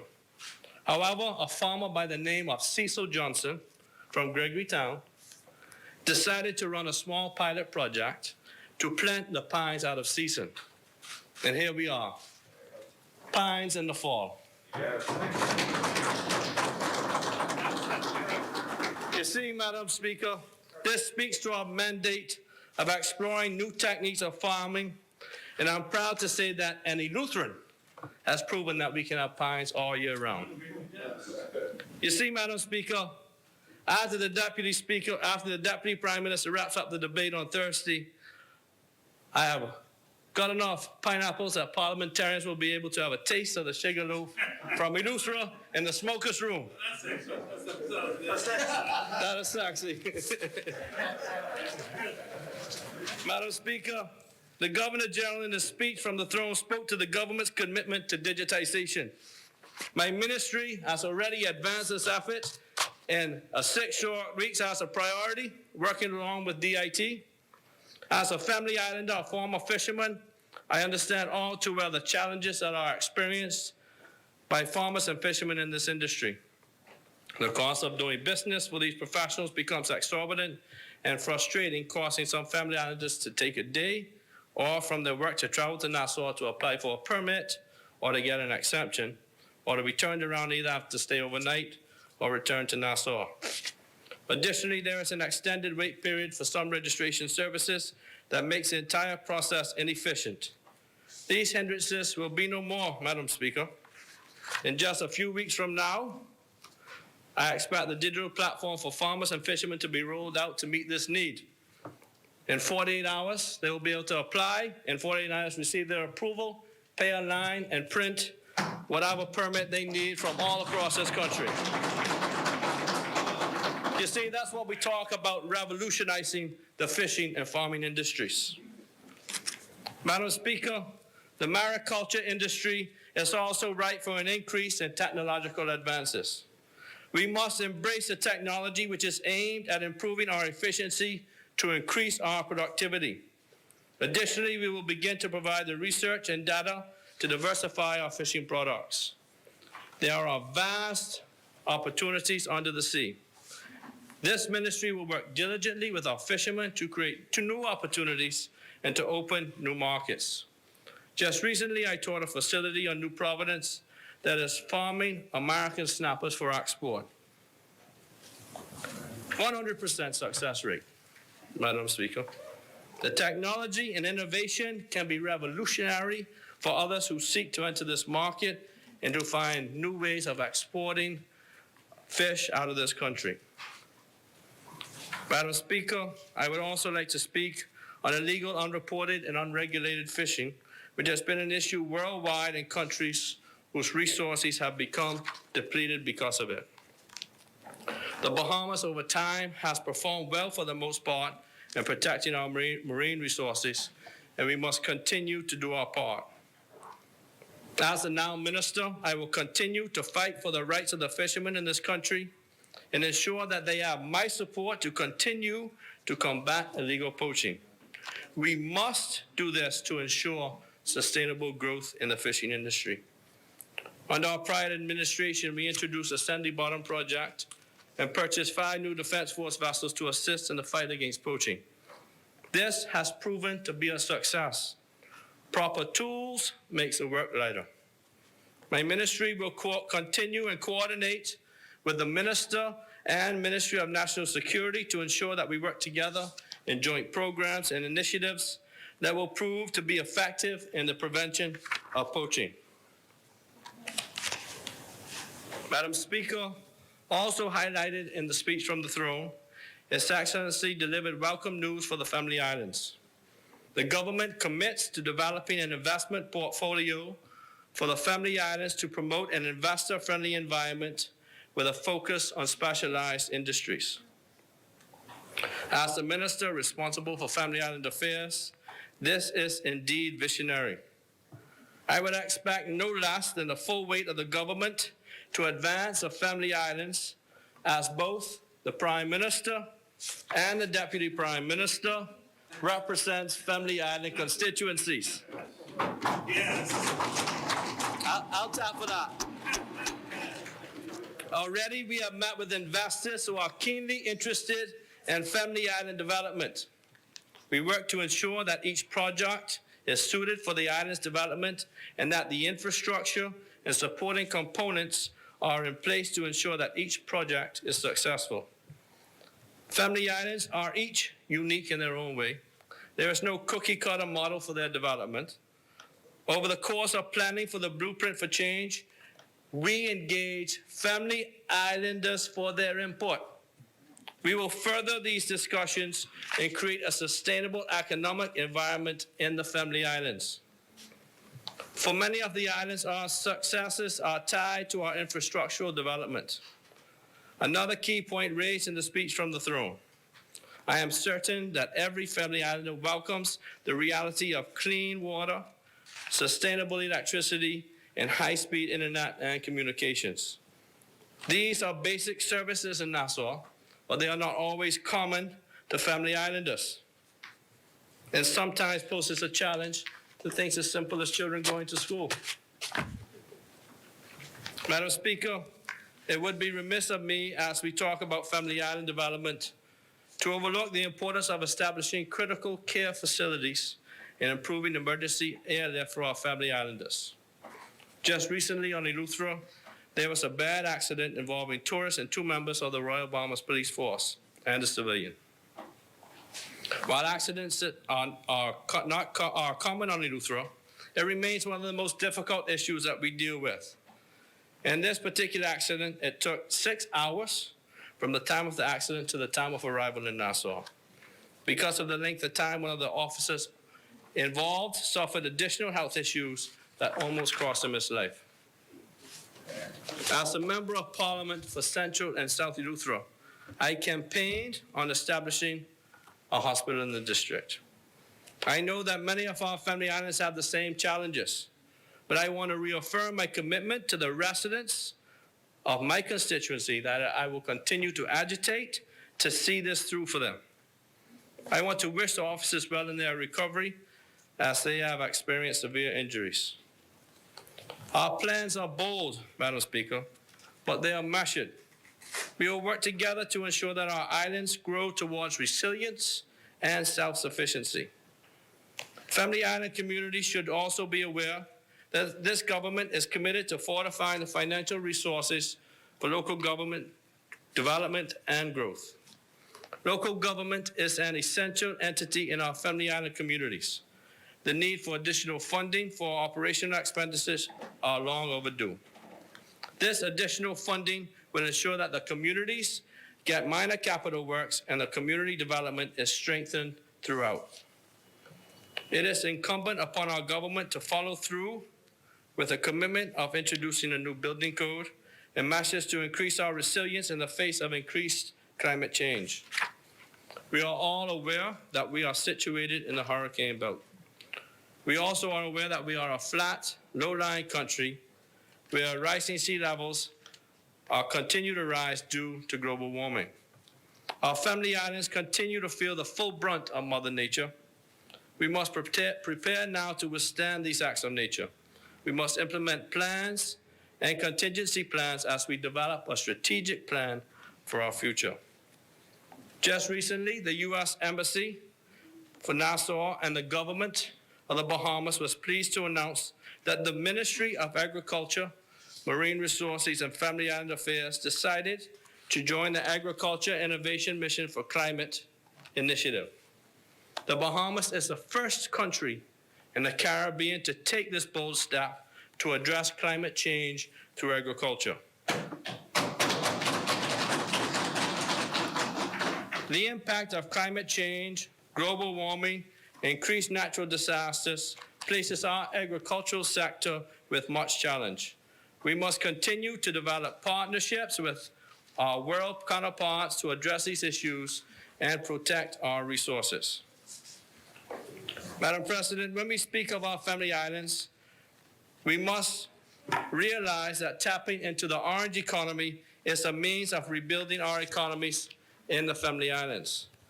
Many Bahamians are looking forward to when we are post-pandemic and when we can host regattas and festivals and homecomings again. Quite frankly, Madam Speaker, I am too. There is much power in the cultural and creative community that can cause the Bahamas to tap into authentic opportunities. My ministry will work hand in hand with the Ministry of Tourism to leverage the benefits of tourism to focus on attracting visitors interested in culturally immersive experiences in the Family Islands. Madam Speaker, in a speech from the throne, His Excellency pointed out that this government would introduce a legal framework to establish a cannabis industry. This is on the ministry's list of sexy. This will bring new initiatives to revolutionize the farming industry, merging technology, science, data, and farming. We are committed to working along with the Attorney General's Office and the Ministry of Health and Wellness to develop a comprehensive regulatory framework for growing, harvesting, and exporting cannabis so that the industry creates opportunities for the many, not just a few. I will reiterate what the Minister of State for Legal Affairs said earlier today when he said we must ensure that all Bahamians are given full access to development and have a fair opportunity to becoming owners in this new industry. The Ministry of Agriculture, Marine Resources, and Family Island Affairs will seek to do several things in the near future. We have already undertaken aggressive research to provide avenues to expand our resources to assist farmers and fishermen to produce more products to increase our food security. We are increasingly aware of the global implications of food shortage, but we will be working assiduously to ensure that the Bahamas can increase its production output in the shortest amount of time. You see, food security is not just a catchphrase. Food security, or the lack thereof, will determine our health, our wealth, and ultimately our economic success. The Honorable Prime Minister has made it abundantly clear that he expects this ministry to focus on preparing the country to implement an aggressive strategy to ensure that we can feed ourselves and increase food production. We are increasingly aware of the global implications of food shortage. We will be working hard to ensure that the Bahamas can increase its production output in the shortest amount of time. Madam Speaker, we visited the Bahamas Agricultural and Marine Science Institute recently. It was disheartening, to say the least, to see that in the past 4 years, very little emphasis has been placed on this sector and that the vision for BAMC has not been realized. BAMC's budget was increased significantly in the 2019-2020 budget, and unfortunately, nothing tangible has happened there. I mean, the place doesn't even have electricity yet. However, Madam Speaker, I have good news. I have spoken with the member for, The chair recognizes the honorable member for Marco City. Thank you very much. I didn't want to interrupt the flow, but I also didn't want the good member to go down the road that he went publicly, because again, it was in fact misleading. Madam Speaker, it is not correct that there's no electricity at BAMC. There is electricity at BAMC. The Speaker might want to put in context that all of the infrastructural work has not yet been completed at BAMC, which includes part of the plant, the campus, not being electrified. Secondly, Madam Speaker, it is misleading to then say to the public that nothing has happened over the last 4 years. And Madam Speaker, I'd ask for just a little bit of latitude here to help the member who I think is poised to do some incredible things in agriculture. Madam Speaker, Madam Speaker, let me say, as it relates to BAMC, the member for Central and South Eleuthera should be aware that over the last 4.5 years, a board had been put in place at BAMC prior to the F&M coming to government. There was an absence of a board. When you speak about the physical infrastructure, a substantial amount of the 800 acres in 2017 was overgrown. I would have no doubt you'd find some overgrown now, but just so that you understand the context. What is also true is you have in your possession a report that I've not referred to over the course of the last 3.5 years, which is the audit, really a financial report of activities at BAMSI, which we sought not to raise, neither Minister Wells, where it was commissioned, and under my tenure, because we thought once you are in the chair, you govern as opposed to engaging, and I got your moment. So I'd like for you to review that report. I would gladly come back and discuss the details of that audit, but I did not think it appropriate for our administration to be embroiled in that. That's a function of the Auditor General and not mine. So I just wanted to say that when you talk about the absence of anything over the last 4 years, financial controls were put in place to remedy the mischief that report outlines in tremendous detail. Let me also say that as it relates to the AFP program, in fact, I've said in numerous speeches in this place and elsewhere that BAMSI should not do two things. One, it should not compete with farmers, which we met in place, by the way. And secondly, that we ought to be very I would take my seat. I would just ask you that section, that road that you were going down, not to. I'd complete if I need to, but I'll stop there. Just to let you know, somebody was not briefing you properly. That's all I'm saying. Well, thank you, member. But when I visited the facility last week, they had the generators running when I came. The electrical components are there for the buildings, but they do not have electricity. So they have to run the generators and when persons come. The students are renting accommodations in North Andros, right? Because the facility does not have electricity. Correct? Correct? If I may, Madam Speaker, if I may. No, I mean, you asking a question, would you yield that I answer? You can answer. Okay, good. Member, please allow him to speak for himself, please. You have a friend in Marco City.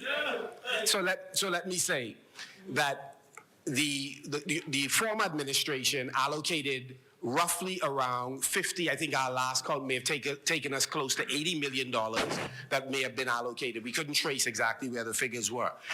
When you say that the physical plan have not been completed, I have absolutely no objection because I believe we should have completed it while we were in government. So you have no argument from me. I would recommend that you focus on making sure that it is complete. It is in the best interest of all of us. Honourable member. That's all I would say. But if you wish to go back and forth, I could give you the details I could give you some of the details in terms of the $80 million that we are having challenges with. Honourable member. Yes. Thank you, member for Marco City. One thing I'm glad on is that me and you on the same page, brother. Okay. All right?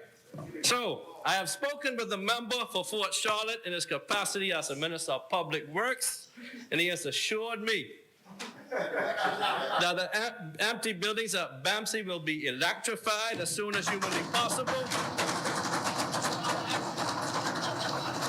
And all other outstanding matters pertaining to the buildings will be completed as a matter of urgency.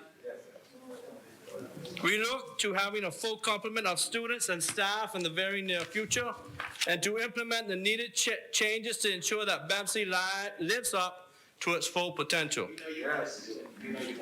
Yeah, well, the member's my good friend, As food security continues to be a priority for this ministry, and the government's, as stated in the speech from the throne, BAMSI is going to play a pivotal role in ensuring that our stock of seedlings, livestock, and data are maintained.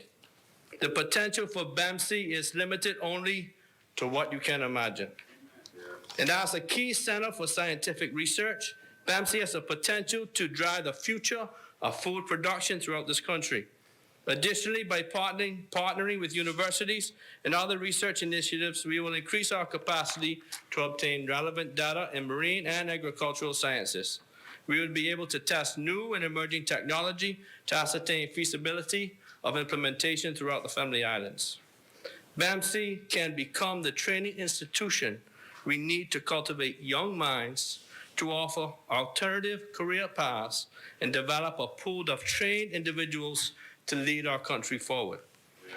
We expect to introduce a new department with focus on agribusiness development. It is important for us to develop an holistic approach to bolstering these ministries.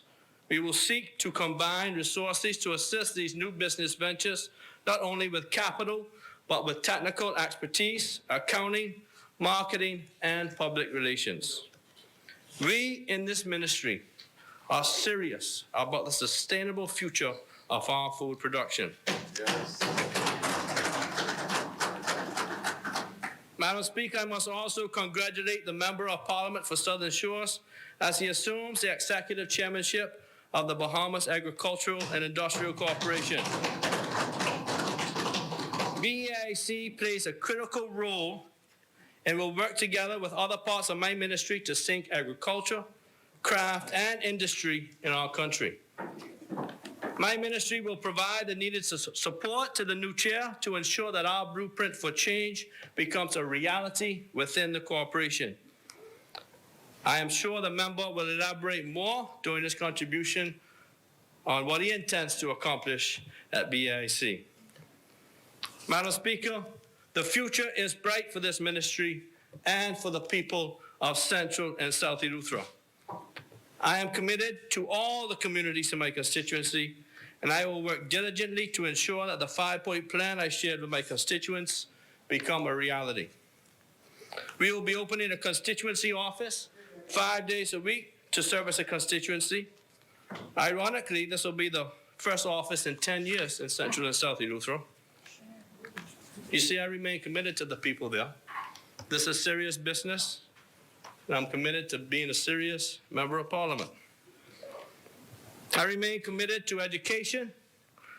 As I visited many of the schools in Central and South Eleuthera, with an Eleuthera native, the Minister of State of Education, Honorable Zane Lightburn.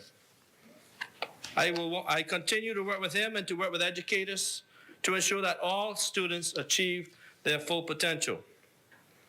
I will also continue to work with the Ministry of Education so that schools are equipped, facilities are upgraded and maintained.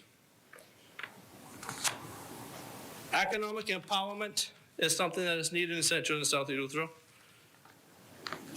And myself and my team will do what we can to ensure that business development incentives, access to opportunity and incentives to build homes are realized in my constituency.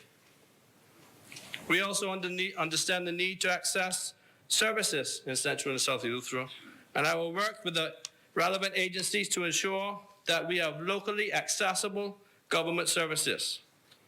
We will implement technology zones in every community, and in some, we will provide free internet access.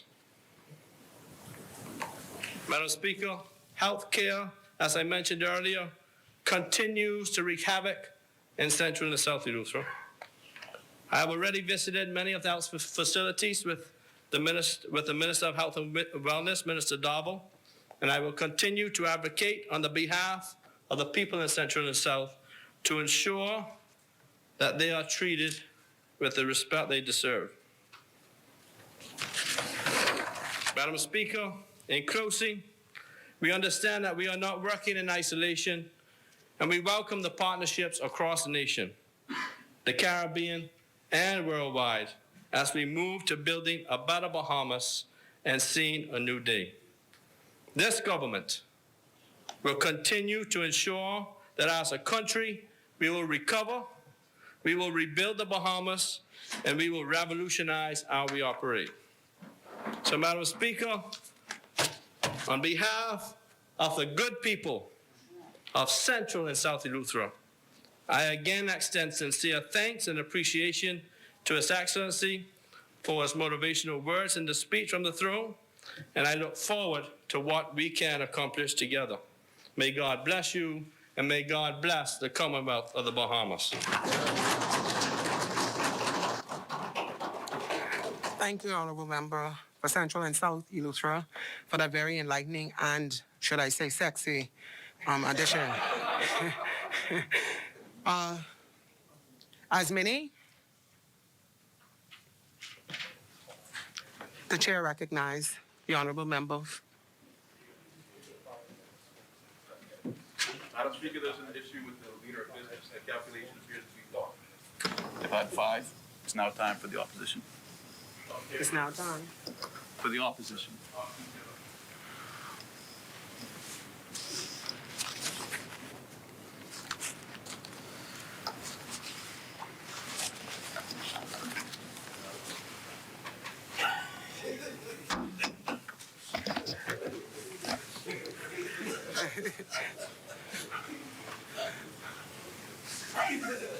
The chair recognizes the Honorable Member for St. Anne's.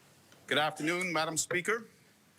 I stand on behalf of the great people of the St. Anne's constituency, and it is the people of St. Anne's who voted for me that I owe the great fortune of being in this honorable House of Assembly.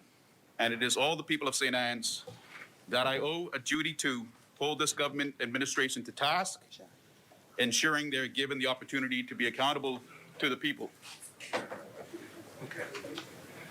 As I begin this first contribution to the Hansard record on the debate of the speech from the throne, Madam Speaker, I congratulate you on being the elected Member of Parliament for Bamboo Town. Madam Speaker, Honorable Patricia DeVoe MP, you hold the highest office in this House of Assembly. Many will look up to you for inspiration, men and women, young women in particular, and young men. You've broken a glass ceiling for another generation, and I know I'll be comfortable in your company. Madam Speaker, this is my first occasion in the House Assembly, and it's truly a privilege. Just as I had the opportunity to iron the school pants for my oldest son today and drop him to school, that too is a privilege that I'm fortunate to still have, as well as being in the company of so many great representatives of our nation. Madam Speaker, I congratulate my other members of Parliament. Some of them I have known at length as members of the Free National Movement, the Magnificent Seven, but I've also known for quite some time a number of the PLP members of Parliament here today. Alfred Sears, one of my constituents, Wayne Monroe, another of my constituents. It's interesting, Madam Speaker, that history may show the success of Christie, Ingram, Davis & Co. to have had 3 members of Parliament in the House of Assembly, but it is Lockhart and Monroe, I think, Madam Speaker, that holds the record for having had 5. We've had Elliot Lockhart, we've had the former Deputy Speaker, Dion Smith, who's the godfather of my oldest son. We've had now the Minister of National Security, Wayne Monroe, myself, and the member from Centerville, Jomo Campbell. You don't count me, Yes. And my opposite number, the leader of government business, Mr. Obi Wilskin.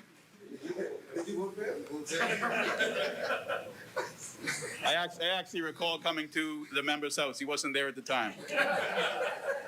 But I was told that was his home, and there was a flyer left in his gate. I encourage all of my fellow members of Parliament to do the right thing during this term. Madam Speaker, there are some things that I need to become familiar with as I attend this honorable House. This afternoon, for instance, I thought that I would be smelling the odors of Mr. Major's lunch contract coming through, reminding me of the old Nassau Stadium dining experience, but he was not here.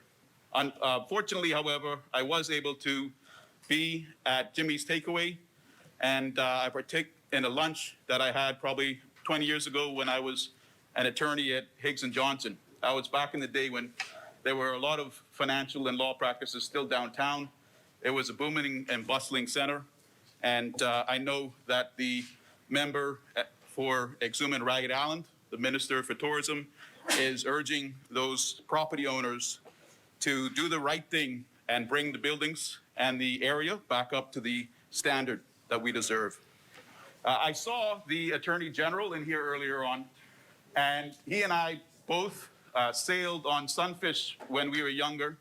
He's the age of my older brother, so he's about 4 years older than I. He was the skipper, I was the crew. Madam Speaker, that was fortunately a very short stint. I'm glad that I'm no longer subject to his command, but I admit there had been a time in my past when I was.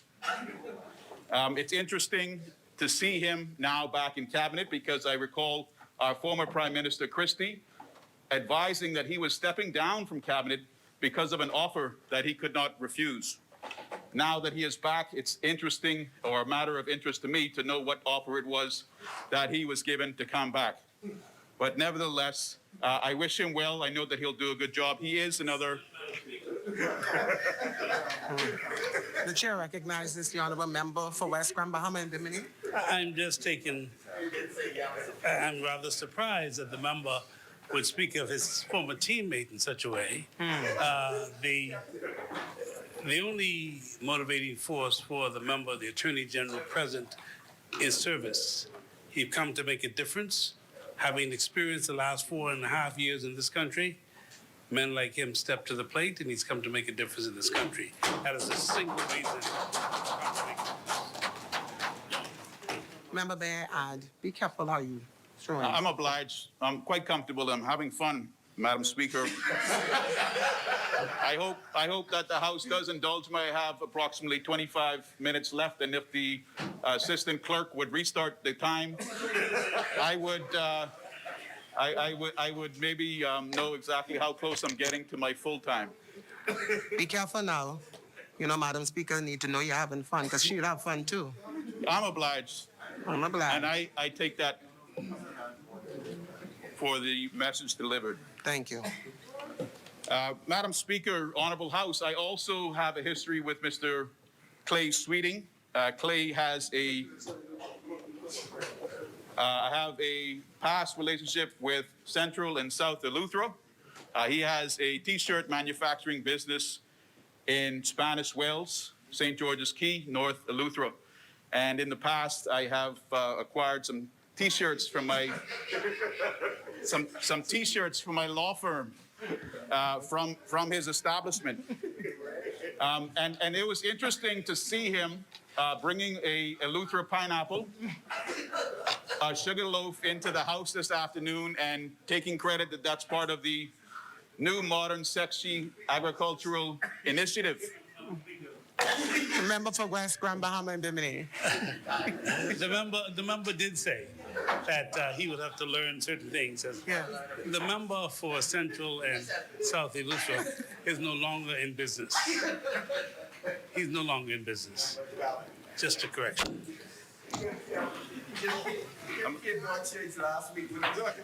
No. This was some years ago. This was some years ago, Madam Speaker, as part of a Rotarian fishing and fundraising initiative. I'm also a Rotarian, and I just give them recognition since the opportunity came up. But getting back to this Eleuthera sugarloaf pineapple, which may be part of the new sexy agricultural industry, as though it was an initiative of this administration, this may be the only nation in the world where a pineapple can grow in 1 month or 2 month period. So if we do the math properly, we'll acknowledge that that is in fact an F&M administration pineapple.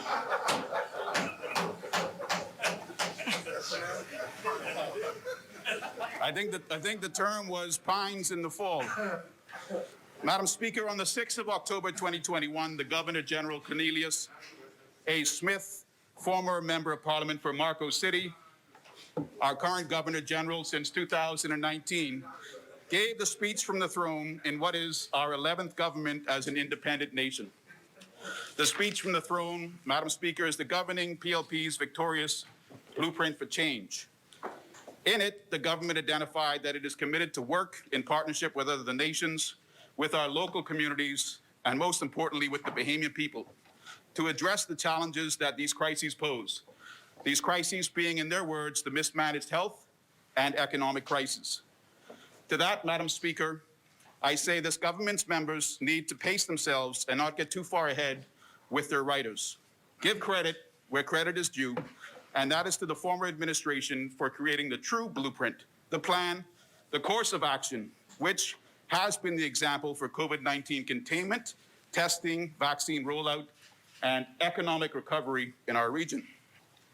Madam Speaker, they need to take up that plan with gusto and commitment, not dismantle it, not even attempt to improve on it unless they have a track record of improvement that I have not seen. The people of the Bahamas will forgive them for their illusion. The only change their illusionary blueprint has shown to date is the rate in which planes leave our airport with cabinet ministers and delegations headed to breadbasket tax destinations in first class, while thousands of our student population miss out on classes entirely. The chair recognizes the member for West Grand Bahama and Bimini. Madam Speaker, I'm not sure where the member is intending to take that position. If you are referring to any of the cabinet ministers of our country, they leave here on business for the country. And unfortunately, the business is not always here. You must travel to make things happen for this nation. And if you're referring to any of the recent travel, including the Prime Minister, he's attending COP26, which was referred to earlier today as the member for Kalani spoke. The reality about it all is there are places we have to be. That is a country. Your members travel just like our members travel. But when our members travel, it's for business, and it's in the interest of our nation.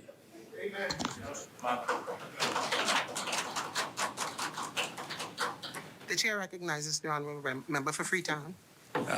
Madam Speaker, as I recently traveled to the handover of command of Southern Command of the United States, I wish to assure the honorable member that I traveled economy and not even extra leg room economy.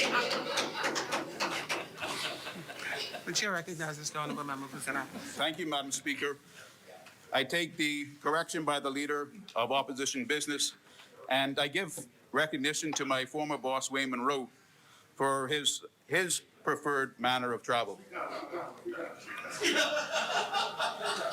Madam Speaker, the speech also identified that the government intends to pursue strategies to address infrastructural needs of the country. Madam Speaker, the government doesn't need to do much in pursuing strategies to address infrastructural needs in the country. They just need to walk back the detrimental statement by Minister Halkitis that the BPL rate reduction bond was dead in the water, and go public with the land use plan and land use policies left in place when I finished service as chairman of the Town Planning Committee. The infrastructural needs of the country come directly under the Ministry of Works, which I shadow for the loyal opposition, and is an area of importance to my priorities for this nation. In 2010, the Honorable Minister for Environment, Dr. Earl DeVoe, introduced the Planning and Subdivisions Act. Madam Speaker, under the Act, there is much still not taken on by any of the previous administrations. Prior to leaving my position as chairman, Consultant Michael Major, working with the Director of Physical Planning, Charles Zonico, and his team had finished the plan and the policies. That plan and the policies, Madam Speaker, are the true blueprint, the strategic plan upon which to build and address the infrastructural needs of this country.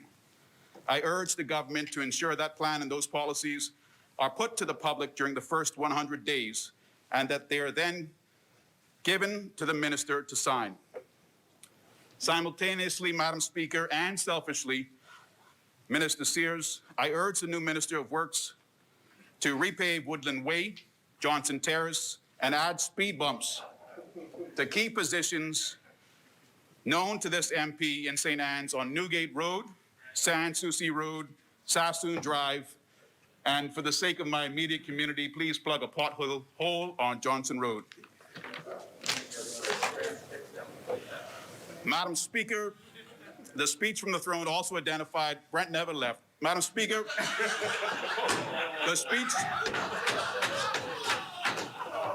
Madam Speaker, the speech from the throne also identified that this government fully understands that they cannot resolve the country's economic crisis until they have resolved the health crisis. Well, Madam Speaker, the economy is on the rebound. We're 90 million ahead of where we expected to be on our revenue target at the end of the first quarter of the 2021-2022 year. And there's nothing to stop the government from continuing that success. I know that we aren't to call a spade when it comes to this government. We can't, for instance, claim they discourage people from going forward and getting the vaccine. Now that they are in government, however, I know that there will be further buy-in from residents in our communities and our country to get vaccinated. As my constituent, Teresia Saunders, tells me, the vaccine is not the only option to survive COVID-19. The vaccine remains, however, in my opinion, the best option to save lives. It is tormenting, Madam Speaker, to think of the families that have lost loved ones, gone permanently, forever from this virus. In my own family, 4 family members passed away since COVID-19 came on, all gone forever. We must look at this time in our nation's history where we were challenged as a people and stand together now in this honorable House and in our respective constituencies, in our communities, and in our neighborhoods and in our homes. Madam Speaker, we must commit to ending the COVID-19 health crisis. Each side of this honorable House needs to encourage all of the citizens and residents to get vaccinated. Until we have the health crisis behind us and only our growing economy blossoming in front of us. The speech from the throne also spoke to the government amending the Commercial Enterprises Act to ensure that when jobs are being filled, Bahamians receive the highest priority. I commend the Davis administration on this, and I will be paying attention to see the results and not simply accept the rhetoric. The government stated its recommitment to a minimum level of 30% reliance on renewable energy by the year 2030. The previous administration made strides and achieved greater inclusion of renewable energy sources than any other administration in our history. We saw the installation of a 925 kilowatt solar panel system at the Thomas A. Robinson National Stadium car park. We also saw a massive solar energy infrastructure installed in the Deputy Prime Minister's constituency in Ragged Island after Hurricane Irma. And that infrastructure will be able to power up to 95% of the island. And there are other great examples for the region seen in Abaco and also in Chub Key, carried out with the involvement of a Bahamian company as a private installation for the property owners on that key.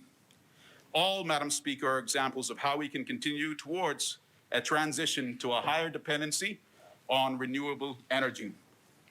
I'm going to support the government on this. I know it's going to be the goal of the opposition, and my party will take on and continue to work toward in the next administration. Madam Speaker, the speech from the throne also spoke to the development of an investment portfolio for the Family Islands to promote an investor-friendly environment with a focus on specialized industries for each island. Again, this is something that would come under the Planning and Subdivisions Act. The Ministry of Works, Department of Physical Planning, I commend the government for this initiative. Madam Speaker, the speech from the throne also advised that the government will introduce new progressive building code to increase resilience in the face of climate change. This is definitely worth continuing. We have all seen from the devastation of Hurricane Dorian in Central and North Abaco, as well as Grand Bahama, why we need to have a resilient plan and building code in place. Important, Madam Speaker, to a resilient building code, we also need to have teeth to and increase the size and resources available to the offices of building inspectors and enforcement under the Ministry of Works, so they are properly supported and can carry out their duties. It is their responsibility, and the Bahamian people expect the codes are being enforced. From my experience, Madam Speaker, the offices of inspection and enforcement are under-resourced. I ask the government to give attention to that and to the authority of our police to make arrests when stronger enforcement is required, so that resilient building codes are not just seen on paper, but are also seen on the ground. Madam Speaker, the government also indicated that it will increase the benefits of persons with disabilities. Now, this, Madam Speaker, is something that has touched me personally. Prior to elections, I was canvassing in the St. Anne's constituency and had the opportunity to meet with one of my constituents, Keisha Wells Wright, a young mother, married lady whose child had different abilities. And she, like so many other family members with different abilities, had to step away from her own employment so that she could be the caregiver for her child. Her concerns, Madam Speaker, not only related to the lack of resources available to children with different abilities, her concerns also highlighted how families are impacted and the lack of opportunities for these young persons once they become adults to transition into a meaningful manner of contributing to society as well as contributing to their own standard of living.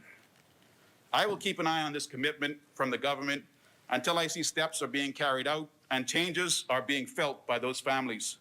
This is important. While I commend the government for this commitment, I say they should have increased the benefits of such families in place of, or in the same manner, they increased the Christmas and monthly benefit of persons under the supplementary budget. Madam Speaker, the speech from the throne also indicated that the government will work with all stakeholders to bring relief to mortgage and rent payers to prevent an increase in and reduce homelessness. Persons are at risk of mortgage default or becoming homeless should be assessed as to the manner in which they spend their limited resources. I would suggest, Madam Speaker, that consideration be given by this government to enact legislation so that persons that are living on social services and persons that are receiving benefits from the government through national insurance, social services, urban renewal, and/or the upcoming RISE program be barred from participating in gaming as customers within this country. Madam Speaker, the government also indicated that it is ensuring that the citizens of the Bahamas feel safe and secure and will address crime and its associated social ills by adopting a holistic and multifaceted approach. The government must know, Madam Speaker, that we do not feel safe and secure in our homes at night in the constituency of St. Anne's.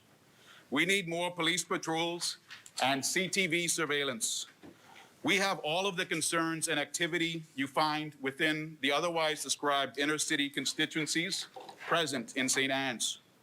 We have break-ins almost every week, thefts of gas tanks, cars, and car parts, and much worse, all traumatizing and destructive to family life. I think this is the first time in the history of the Commonwealth of the Bahamas that we've had a criminal attorney Queen's Counsel, actually two of them in cabinet, one as Prime Minister and the other as Minister of National Security. I asked this government to have the Prime Minister and have the Minister of National Security apply their intimate exposure to criminal behavior and criminal organizations to go after the organizations at their core and wipe them out. Failing that, Madam Speaker, it may become clear that there is a conflict. Madam Speaker, the government also advised it considers housing to be a basic right, and it will increase the access to affordable homes. The chair recognizes the honourable member for West Granville, Bahama and Bimini. Madam Speaker, I'd request the member to withdraw the statement suggesting that there may be a conflict if they do not pursue a particular, the criminalities and those persons he talked about going after them. Be very careful with that kind of language. We're not here to throw mud at each other. We're here to make our country better. You've made some good points. You're on a good wicket. Stay there. You know the member. You know the distinguished member. So please, do not let's go there. I accept the opinion, but the unfortunate thing, Kalani, opinions sometimes have more traction than anything else. And because we do have weight of our words, we ought to be responsible. That's what leaders do. We're responsible because that goes from here somewhere else. What he must do is represent. He understands. He knows the dignity of the individuals he was referring. So why go there? Point of order, Mr. Kevin. Madam Speaker. Yeah. The chair recognizes Exuma and Ragged Island. Interrupting the member, but he is clearly having a little bit too much fun at this point. Madam Speaker, if I recall correctly, and if he did not say this, I will stand corrected. He made reference to a point that the former opposition, now the government, us, discouraged persons from receiving vaccinations. And now that we're the government, he went on, we are now changing our talk. If the member said that, Madam Speaker, I ask that he withdraw it because it would be absolutely false. If he didn't say it, I stand corrected, but I want the record to be accurately reflected that at no time did any member on this side, past or present, discourage anyone from vaccinations. In fact, we were first in the line to be vaccinated. The leader, the deputy, and the chairman of our party very early got vaccinated, and I trust that this member will not mislead. Honourable member for Not Sanand. even sure you were Is here. it in fact that you made that You were here? statement? Okay. I didn't take down what the honorable member for Exuma and Ragged Island said verbatim, but I'm going to go back to the section where I would have made reference to not being able to call a spade, which is apparently evident. One moment, Madam Speaker, if I may.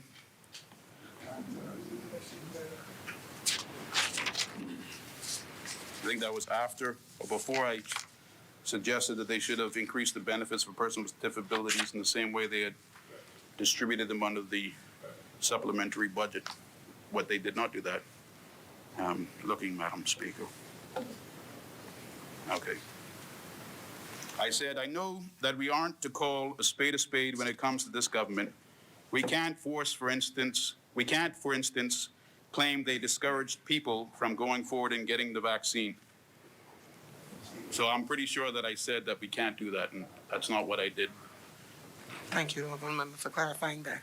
The chair recognizes Madam Exuma and Ragged Speaker, Island.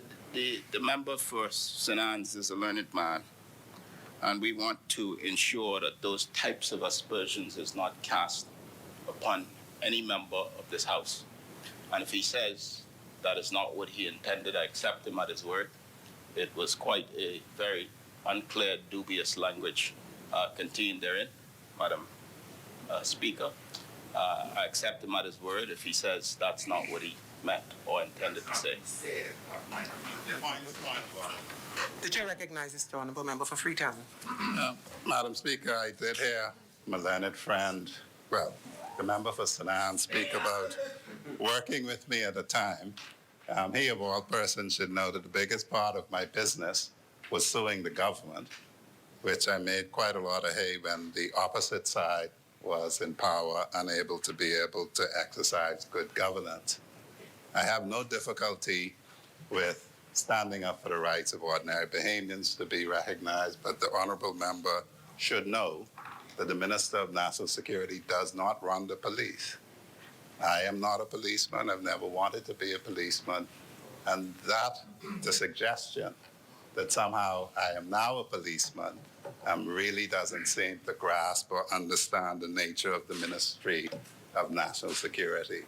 I understand that my colleague has never been in the ministry and perhaps may not understand the significance of making policy as opposed to executing it. But I do take umbrage with some suggestion that I have some vested interests with criminal organizations, that I have any knowledge beyond that of the police of criminal organization. It's a very unkind thing to say. Yes. Honourable member for Sanand. Madam Speaker, I admonish you to be careful with your assertions and suggestions as you move forward in this honourable place. Thank you. thank you very much. Thank you very much, Madam Speaker. Madam Speaker, the member of Parliament for Honourable Exuma member, and Ragged honourable Island. member, the chair recognizes the honourable member for Charlie. Not only should the member desist, but he should withdraw, because it is an improper imputation that was made against the honourable member, as well as the honourable member from Cat Island. The duty public duty assumed by members should not be questioned in such a cavalier manner to impute that the loyalty to some criminal organization supersedes the loyalty to public duty. If you have any evidence, put it on the table. Otherwise, withdraw it. That's the honorable thing to do.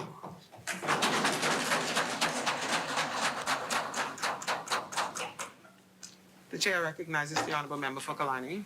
Thank you, Madam Speaker. My interpretation of what the member said, he said that the Prime Minister and others has a vast knowledge in criminality, and it would be nice if they utilize such knowledge to help to bring down the criminal elements or the crime factors in the country. It's similar to me having medical knowledge, and he would expect me to use my medical knowledge to help with the pandemic and epidemic that we see today. So I don't see why the member has to withdraw anything. Honorable member for St. Anne's. Obliged. Let me ask you to withdraw that statement simply because of this. The members that you speak of, they are criminal attorneys, and some of them are Queen's Counsel. And like the member for Freetown said, they are not police officers. And just like I would say that the member for Kalani is a doctor, but he cannot by himself control this pandemic. So I would like for you to withdraw that statement and have that expunged from the record, please. I'm obliged for you so advising. I'm going to now come back to it so that I don't withdraw everything that I've said in my allotted time thus far, but the particular point that is apparently touched nerves with members of the government. Okay. I asked this government to have. I ask you to withdraw the statement. Just withdraw the statement. Okay.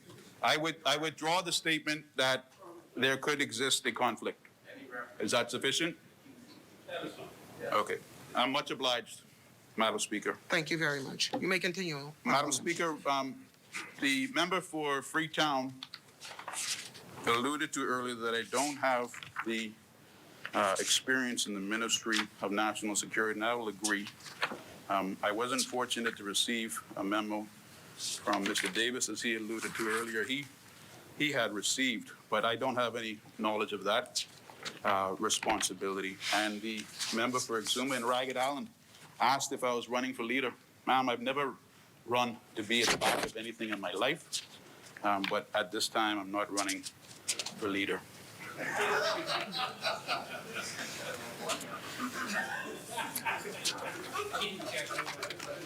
Madam Speaker, the government, in its speech from the throne, I'm going to get away with extra time, Madam Speaker. Are you asking? No, the clock hasn't begun. It may be because I skipped church on Sunday to write this speech. God is with me, Madam Speaker. Madam Speaker, the government also advised that it considers housing to be a basic right, and it will increase the access to affordable homes. New subdivisions will be built using the public-private partnerships. The government will return to building houses for Bahamians. Aside, Madam Speaker, from insisting that they avoid contractors that have a history of incomplete and shoddy work, and that they ensure the proper infrastructure is put in place, avoiding flooding that plagues Pinewood and Mount Tabor East subdivision, my contribution to this necessary action is that it is done in accordance with the land use plan. Does not infringe on the minimum amount of remaining green space and forestry areas, and is carried out, Madam Speaker, most importantly on this point, and is carried out after legislation is put in place to fix the maximum cost to the qualified applicant so that they do not fall victim or become stuck in a permanent mortgage loan arrangement. Too often I hear of situations where an individual with zero to barely any savings are given a route to home ownership that they can never pay themselves out of. Primary loans, what we know as mortgages, require down payments, and when there is no down payment, saved up, in comes the secondary lender, who offers an interest-only loan, and ultimately, instead of ending up as a homeowner, they become entangled in a lender's net that they can never pay off and free themselves from. Government affordable homes projects can no longer be the trap of lenders, but the right of every Bahamian. Madam Speaker, the speech from the throne also indicated that the government will work to ensure that the natural resources of the Bahamas benefit our people. This is well-timed, however, and it is disturbing to hear of our ministers for tourism, aviation, and agriculture and fisheries opening up our natural resources or inviting foreign investment and possibly investment into our natural resources to non-Bahamians.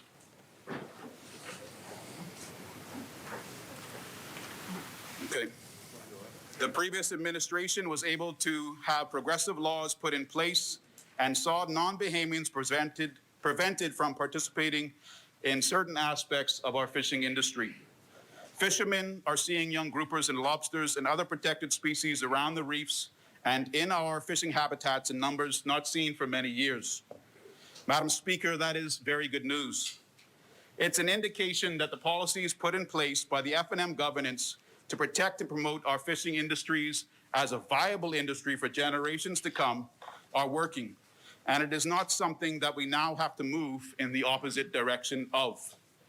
We cannot afford to welcome foreign investors to rape our seabed, to deplete our natural fishing and marine resource. We do not need to make our fishing industry sexy. It needs to be sustainable and viable for generations to come.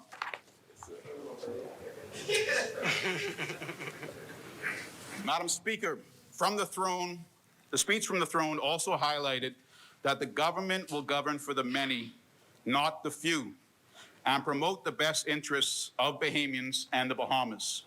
I know that the member from Golden Gates says that this government is to govern for all, but the speech from the throne, I was standing there, Madam Speaker, and when I heard this at the Bahama Convention Center during the opening of Parliament, it felt like an arrow was shot through my body. This was now the position of the government of this Commonwealth of the Bahamas, this administration. This progressive Liberal Party's view on its responsibility for governing our nation, and that they were going to do it in the best interests for the many and not the few. Madam Speaker. The chair recognizes the honourable member for West Grand Bahama and Bimini. Fully comprehends the context in which that statement was made, and as it was contained in the speech. What it really meant is that the government of the Bahamas will not do what the previous administration did, and that is govern for the few. We intend to govern for the many, but the general governance of our country is for all people of the Bahamas. But we wanted to emphasize that those individuals who have been left out, not considered, not a part of the governance in the past 4.5 years, will not be left out any further. Thank you, honourable member.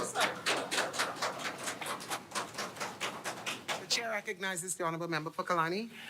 Thank you, Madam Speaker. Madam Speaker, I can't allow the member to keep on the record of what the previous government did. He tries to give the impression that the previous government looked after only a few. That was not the case.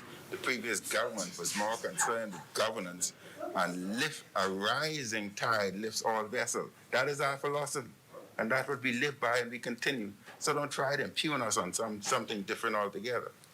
I'm not trying to impugn you at all. He says philosophy. You should make it action. That is exactly what we do.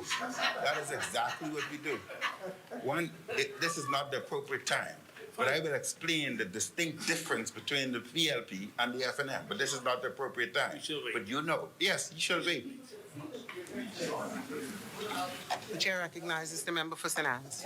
I'm obliged, Madam Speaker. While I did hear the great member from West Grand Bahama and Bimini, he attempted to tell me that what I was saying as to what was said in the speech from the throne was accurate, but that I misinterpreted it. So I don't feel that there's anything in this particular instance that I need to request be removed from the record. And again, Madam Speaker, the speech from the throne said that the government will govern for the many and not the few. Madam Speaker, Such expressions, no matter the intent, are divisive and too often come up, and truthfully, they should not be coming up at all anymore. I'm pleased to have heard from the other members of Parliament on behalf of the government today to express different views, and that is something that I see as promise for where this nation will be going on both sides of the political divide. Madam Speaker, I had quite a few more things to say about this, but considering the amount of persons that have found it necessary to stand up while I'm standing so far, I'm not going to continue with them, because what was said thus far, Madam Speaker, would have been PG rated. Madam Speaker, all I'll say to conclude this point is that the government needs to be governing for the families in the small communities in Acklands, in Mayaguana, Ragged Island, Rumkey, and for the families in St. Anne's. They need to be governing for the families in Gambia Village. They need to be governing for the families in Lyford Key. They need to be governing for the families in South Beach, Golden Isles, Marco City. They need to be governing for the families in Central and South Abaco, the families in North Andros and the Berry Islands. They need to be governing, Madam Speaker, for all of us. They aren't on the political rally stage anymore. They are in government to govern for all of us, and I know that they can do it. I know that's what they meant, and I'm going to hold them to that, what they meant. I'm going to speak out where it needs to be spoken to, and I'm going to work with this government, this administration, to ensure that during the next 5 years, all of the Bahamas, all Bahamians benefit, Madam Speaker. Madam Speaker, as I wrap up now, I know this opportunity would not be mine without the support and love I've received on the journey that has me here with you today. I'm thankful to God for his grace and mercy, to my wife, Milan, and our sons, Franklin and Nathan, my grandmother, Pamela Rain, now deceased, who instilled in me the simple pleasure of stopping to hail people in my youth, and my late aunt, Debbie Rain, who always made life exciting and was a constant source of support. My parents, Heather and David, and my big brother Spencer and his family, my little nephews, Max and Lennox. Madam Speaker, I was raised in a loving family. We met every week for Sunday dinner and every year for Christmas lunch. I always looked up to my great Uncle Jeffrey Johnstone and inspired to be the man he was and more. Madam Speaker, I also have my constituency family now. During the campaign, we were Team Red, and I recognize and publicly thank Anthony Woodside, Kay Knowles, Stephen Turnquest, Miss Ouden, Pastors Franklin and Annette Bethel, Laverne and Samuel Bowe, Hubert Smith, Devontae Thurston, Arsenio, and Raquel Smith, Sir Fent Rule, Ferry Craft, Katina Bowe, Gino Nairn, Frederick Lightbourne, Andrew Malone, and Lindsay Cancino, Prescola Hall, Marie Smith, Charles Wells, and Elijah Knowles, Heather Peterson and Jeannie Kemp, Melissa Fox and Roger Smith, Valerie Butler and Valentino Bethel, Deborah Nixon and Joy Burrows, Catherine Lightbourne, Maria Campbell, the Cole brothers, the Knowles brothers, Sherry Aubrey and Voight, Michael Donald, Ryan Neil Knowles, and Lana Davis. Madam Speaker, I especially thank my political mentor and fellow Rotarian, a patriot and the former member of Parliament for St. Anne's, friend of our clerk, Mr. Forbes, Brent Simonette.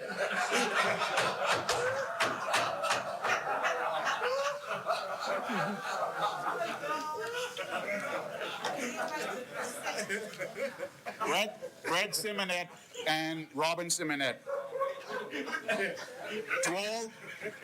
To all the other members of St. Anne's who, through challenging times, participated in our campaign, worked on election day, and those who came out to vote, you contributed to this moment. Finally, Madam Speaker, I extend my sincere condolences to all of the families that lost loved ones to COVID-19 and particularly acknowledge the families of Averill Elcock Major and Keisha Wells Wright. Madam Speaker, the family, ma'am, is perfectly comfortable in this house. I am all in and never scared. Thank you.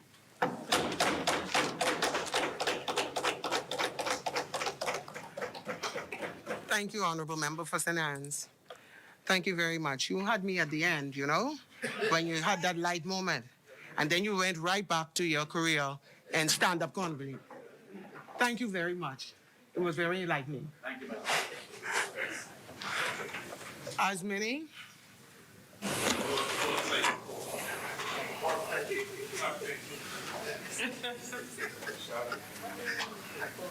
The chair recognizes the Honorable Member for North and the Berry Islands. Madam Speaker, to God be the glory for great things he has done and continue to do. Madam Speaker, I count it a pleasure to be standing in this honorable house today to express my gratitude. First and foremost, I would like to thank my Lord and Savior, Jesus Christ, who continues to grant his favor on my life. Thank you, His Excellency, the Most Honorable Sir Cornelius A. Smith, Governor General, for articulating our government's plan. To my fellow parliamentarians, good evening. Madam Speaker, I would like to publicly thank my mother, Lenora Gray Brennan, in Mangrove Key, Andros, who made everything in life possible. I love you from the bottom of my heart. To my sons, Kaden, Kara, Kimea, and their mother, a special thank you for allowing Daddy the time away and your patience while on the campaign trail. Mr. Speaker, Mr. Deputy Speaker, I want to ask your permission for a moment of silence for my father, who passed December 23rd, 2020, during my campaign journey. No doubt, he is smiling down from heaven today saying, "Well done, my son."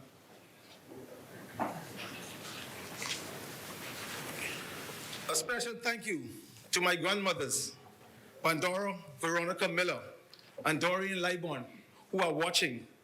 They continue to be my backbone, support system, strength, and cover me in their prayers daily. My grandfather, Kendall Liborn, my brothers and sisters, I thank you. My uncles, especially Kendall Rabbit Liborn Jr., and the rest of my family, thank you for your continued support. Deputy Speaker, I would also like to say thank you to Team Leo, North Andros, and the Berry Islands, and the executives that believed in me and placed their trust and confidence in me during the process. We had our differences, but with God involved, we always find a way to resolve them. To all my supporters and those who didn't support me, I say thank you. Today I stand here to represent you, to be a voice in this honorable house, to stand up and be one voice for North Andros and the Berry Islands. To all the constituents of North Andros and the Berry Islands, thank you. I promise to serve you. You can depend on your member of parliament to voice the issues and concerns and bring resolve to many of the challenges you face.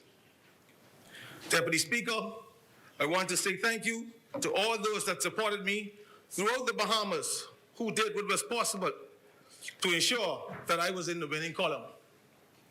To the religious leaders, the prayer warriors that made sure, even when the weapons formed against me, they did not prosper. Deputy Speaker, to the Prime Minister and the Deputy Prime Minister and the entire PLP organization for believing in me as their candidate who will bring the goal home for them.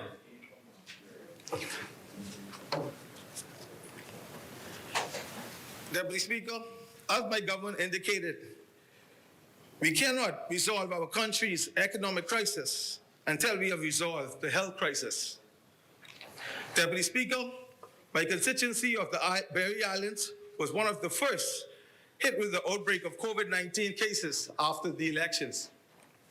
Unfortunately, we lost 2 of our residents due to this complications, this deadly virus. I express my sincere condolences to the families of Dimitri Opindo and Indiria Adli. Our fight is far from over, and we must not drop our guards, but continue to follow all necessary protocols issued by the Ministry of Health and Wellness. Deputy Speaker, my constituency of Berry Islands was one of the first to be granted with the free COVID-19 testing. And we are indeed grateful as we continue to fight in tackling this deadly virus. However, there is more work to be done. The COVID-19 crisis continues to expose many of the weaknesses and vulnerabilities in our healthcare system. We must do everything we can to ensure that we remain in the fight to protect our citizenry. On many of the family islands, the infrastructure must be upgraded. Necessary equipment must be updated. And we must address the staff shortages for our healthcare professionals and government workers to carry out their duties efficiently and function in a safe environment.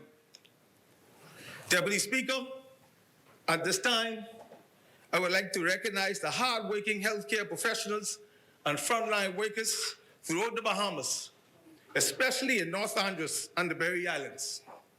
We are indeed grateful for your service. Deputy Speaker, while on the campaign trail in North Andros, I had the privilege of speaking to our hard-working police officers and listened to some of their concerns. Notably, Deputy Speaker, in the 21st century, the police officers cannot stay inside the police station when it rains. Buckets must be brought in to assist with the leaking roof. As the employers of our police officers, custom officers, and other civil servants, we must ensure that they are working in buildings that are structurally sound, clean, and safe. Once we show our civil servants and our people at large that we care about them, we will be more inclined to go above and beyond the call of duty. Deputy Speaker, education is the key to success of our children. We must address the teacher shortage at R.N. Gomez School in Bullocks Harbor, Berry Islands. The Low Sound Primary School building in North Andros is still not completed. If we are not allowing our youth to fully maximize and walk this path of educational success, then we, our leaders, are robbing ourselves and our field. My government, Deputy Speaker, will ensure that we do everything in our power to address these matters expeditiously. Deputy Speaker, the people on the islands are entitled to the same privileges and quality of life as hard-working civil servants anywhere in the Bahamas. There is a saying, a happy employee is a productive employee. As leaders, we should improve their quality of life, and their working environment must be paramount. Deputy Speaker, the young people of our islands should not have to consider leaving their homes to find what would consider a stable job to support their families. While we are addressing the healthcare crisis, Deputy Speaker, we must simultaneously address the misery left in the past among many Bahamians due to this global pandemic. We must continue to open doors of opportunities so that they regain hope again. Our family islands should have access to passport offices, social service offices, and banking services, just to name a few. Gone are the days when our family islanders should have to come to Nassau to collect their passports after applying online. We should have a more efficient service for passport collection or any other important documents from their respective islands. Developing inter-island courier service or using mail boats to transport goods or priority packages to our family island creates jobs and additional income for respective businesses. While some services are not available online, we are grateful for modern technology. We must ensure that we do not replace the human touch with machines. Madam Speaker, Deputy Speaker, we must begin with developing our family islands, and a good time to start is now. They have so much to offer our people and visitors. Bimini, Abaco, Andros, and Ilutra are well known for their sports fishing that attracts so many visitors to our islands. Visitors from far and near come to Ilutra to see beautiful pink sand and interact with our friendly people. Deputy Speaker, we must look at avenues to empower our people. We can assist deserving Bahamians with crown lands to construct boutique hotels, Airbnbs, and other tourist-related businesses for the domestic market and visitors alike. We can amend the Hotel Encouragement Act to provide greater incentives for these Bahamian-owned and joint venture boutique hotels to receive incentives like our major hotels. Deputy Speaker, as we develop these islands, we create more jobs. Our family islanders are less inclined to leave their homes and come to Nassau. These developments can only have a trickling effect which translates into more revenue derived from these islands. Deputy Speaker, my minister, the Honorable Clay Sweeting, and I had the privilege to visit Bamsey in North Andros on the 21st of October. Our ministry intends to have Bamsey functioning to its full potential to assist with the institutional knowledge to farmers to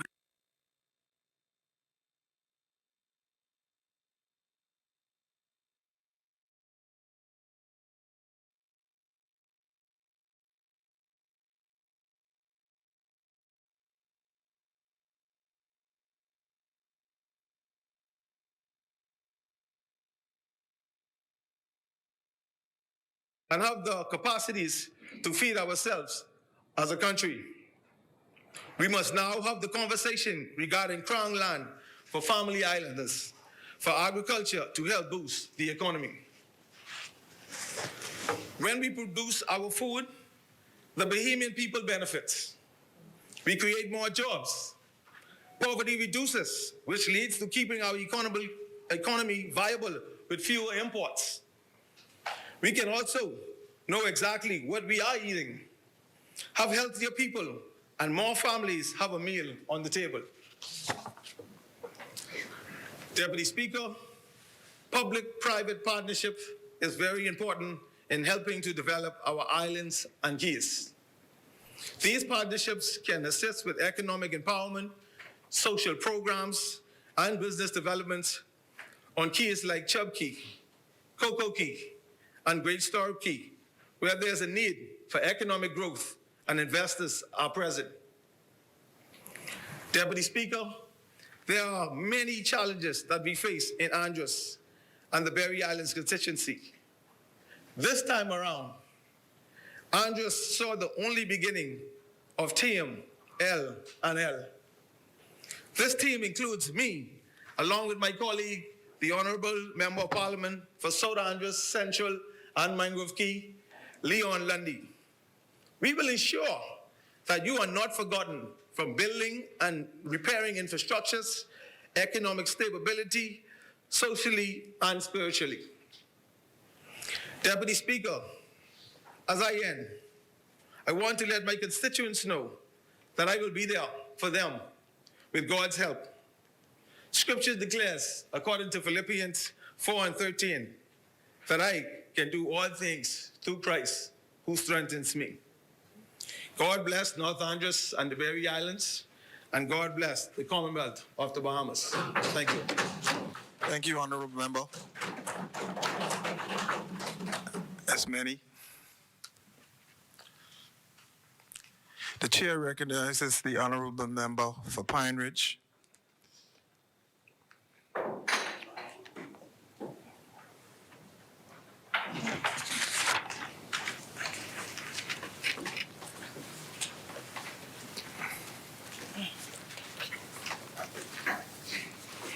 Deputy Speaker and colleagues of this honorable House, good evening. It is with great humility and gratitude that I rise for the first time in this honorable place on behalf of the resilient people of Pine Ridge. To God be the glory, great things he hath done. Deputy Speaker, with your leave, I would like to thank the wonderful constituents of Pine Ridge for their overwhelming support in the recent general election, and to express my gratitude for the confidence they have demonstrated in me and my ability to represent them in this honorable chamber. Make no mistake, I recognize the magnitude of the task set before me and consider it an awesome responsibility. There is an enormous amount of work to be done. I have no misconception about the gravity of the situation before us. Although times are challenging, I would like to assure the residents of Pine Ridge that I have your back, and I will give it my all. I will leave no stone unturned when it comes to matters that affect your lives and the lives of your families. I will work tirelessly to improve your conditions and to fulfill the promise I made to you to inspire hope, enable opportunities, and deliver results. Deputy Speaker, I would like to say a special thank you to my family, campaign manager, coordinators, executive team, office staff, and hundreds of dedicated volunteers who partnered with me during my political campaign and continue on today. Thank you all for the love and kindness, the energy, and the unwavering support as like-minded servant leaders. Deputy Speaker, recently we held our first Pine Ridge constituency entrepreneurship seminar, which included sessions in marketing, branding, funding, providing stellar customer service, and the legal aspects of ownership for interested Pine Ridge residents. The seminar was booked to capacity, and the next one will be held very soon as our people look for opportunities to advance themselves. We also had a powerful thank you church service for the residents of Pine Ridge last Sunday, and a breast cancer awareness seminar where residents spoke one-on-one with medical professionals. Deputy Speaker, through you, I wish to advise residents to stay tuned to our Ginger for the People social media pages for information about upcoming programs and events. We have a 10-point action agenda for Pine Ridge, which my team and I intend to carry out over the next 5 years. I also wish to advise residents that I will be available for office hours beginning Friday, November 5th, from 4 p.m. to 8 p.m., so they can please contact the constituency office to secure an appointment. Deputy Speaker, we are working on an aggressive agenda to get speed bumps, street signs and lighting installed, and roadworks commissioned in communities throughout Pine Ridge. Also, many of our programs listed under our 10-point agenda for Pine Ridge are in advanced stages for launch. We will work simultaneously to bring relief and to create opportunities to enhance the lives of Pine Ridge residents. Deputy Speaker, I too would like to congratulate Madam Speaker on her election as Speaker of this honorable House. This is so significant as she is the second woman to hold such an office. I also wish to congratulate all parliamentary colleagues for securing their seats in this honorable place, especially my 6 female counterparts and political sisters.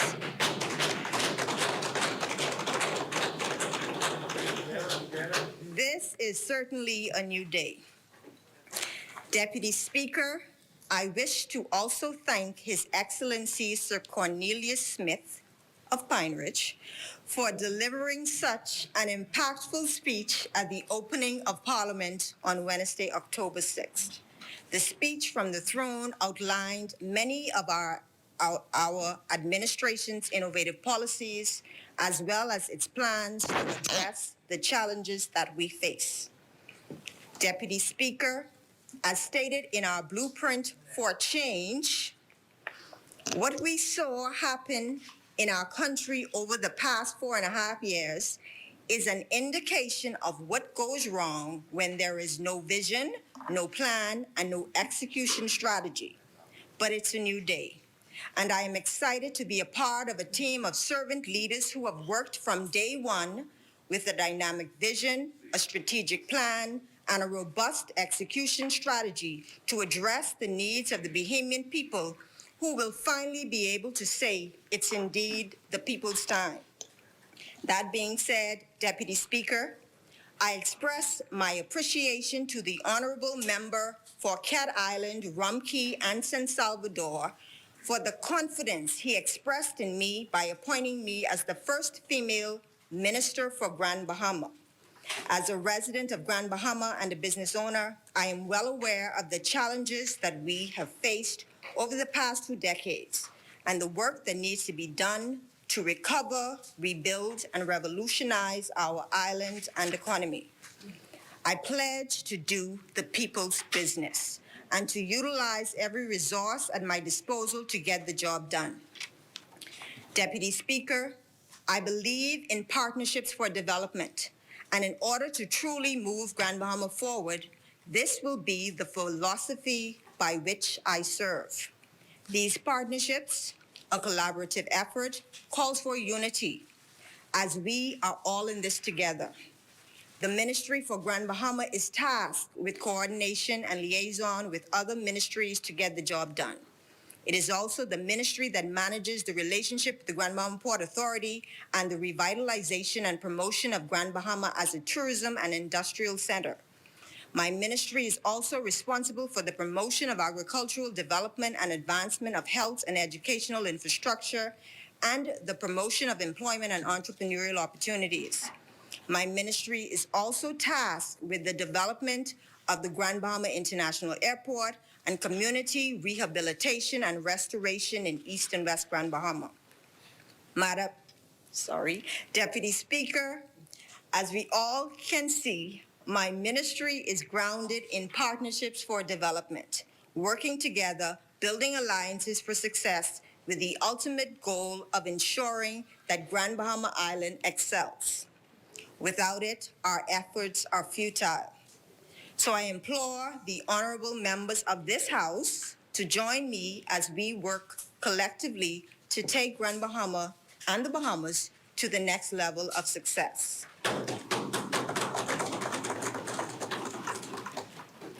Deputy Speaker, the speech from the throne clearly demonstrates the way forward as it focused on a number of matters that have been affecting the people of Grand Bahama that require immediate attention. Firstly, Deputy Speaker, as I would have echoed many times before, the people of Grand Bahama are hurting, some hopeless, many need a roof over their heads, they need food, basic necessities, and opportunities to make money to pay for it all. Many are without power, water, and other utilities, while others still have tarps on roofs since Dorian. For this reason, Deputy Speaker, this administration's commitment in the speech from the throne to introduce measures that will bring immediate relief to the Bahamian people and to businesses is of utmost importance at this time. The member for West Grand Bahama and Bimini and the member for Marathon will lay out their plans for social services and urban development when they speak on Thursday. My ministry will work closely with this ministry to eliminate the high levels of suffering throughout Grand Bahama. Our collective mandate is to bring relief to the many who have lost their jobs, their homes, and now struggle daily to survive. Deputy Speaker, The people of Pine Ridge are happy about the amendment to the VAT Act and which will lower the rate of VAT across the board to 10%. Our seniors are also thrilled about their increase in pension. Our people are also excited about the proposed increase in minimum wage, as well as the phase-in of a livable wage. The reintroduction of the RISE card is also a big win for the most vulnerable in our communities. Deputy Speaker, within a few days of this administration's return to office, the Grand Bahama Power Company officially made application to the Grand Bahama Port Authority for a rate adjustment. This administration made immediate inquiries, expressed our deep concern, and took swift action. Many residents also expressed their frustration with the thought of being further burdened in a time that they can barely afford to keep their lights on. Deputy Speaker, we made it clear that while we understand that the filing is a part of an established regulatory framework, we will not support any rate increase on any portion of the customer base on Grand Bahama Island at this time, as it is our firm position that the people of Grand Bahama should not be further burdened on the heels of the economic stagnation caused by Hurricanes Matthew and Dorian, which was compounded by the global pandemic. Deputy Speaker, with your leave, I want to let the people of Grand Bahama know that this administration will ensure that our policies demonstrate a level of compassion for the plight of our people and businesses, and will encourage corporate Grand Bahama to do the same. It's a new day, and Grand Bahamians will finally experience relief after being neglected for 4.5 years from an administration that they gave 5 seats to in 2017. Deputy Speaker, 2 weeks ago, I, along with the member for Port Charlotte and Minister of Works and Utilities and senior technical officers of his ministry, as well as the member for East Grand Bahama, toured the communities of East End, which were ravaged by Hurricane Dorian. It was disheartening to view firsthand the horrible conditions and disrepair of so many of the public facilities, including schools, and to speak directly with residents and local government officials who echoed the need for immediate intervention 2 years later. We committed to assisting to rebuild these communities and to ensure that the people of these areas receive the attention that they so rightly deserve from our caring government. Last Thursday, I had a follow-up meeting with the East Grand Bahama District of Local Government to progress their agenda.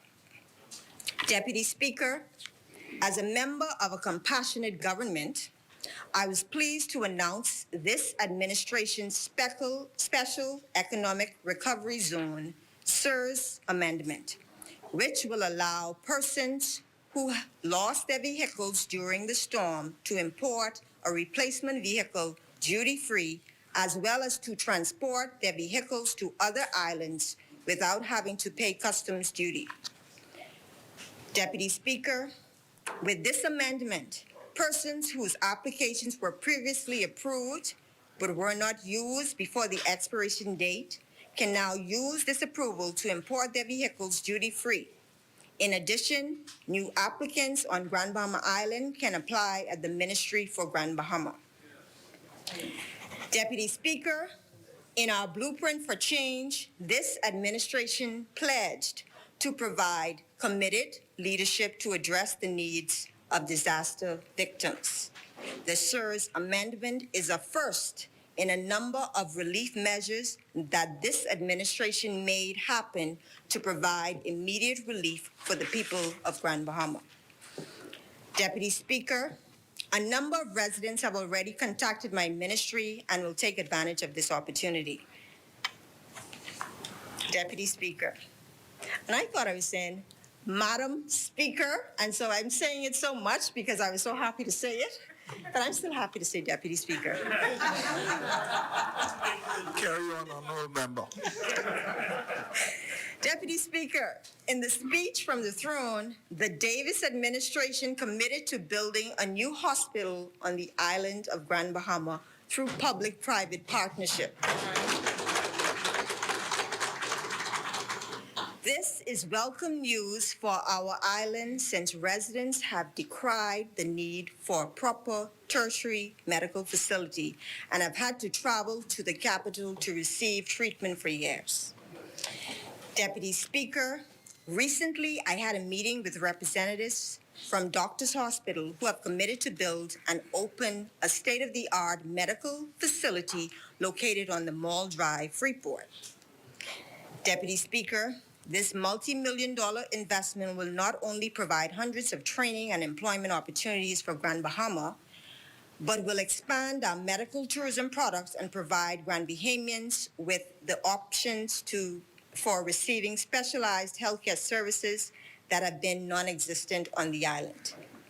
Deputy Speaker, 2 weeks ago, I toured the site for the new Doctors Hospital and was also apprised of plans to establish an access care facility in 8 Mile Rock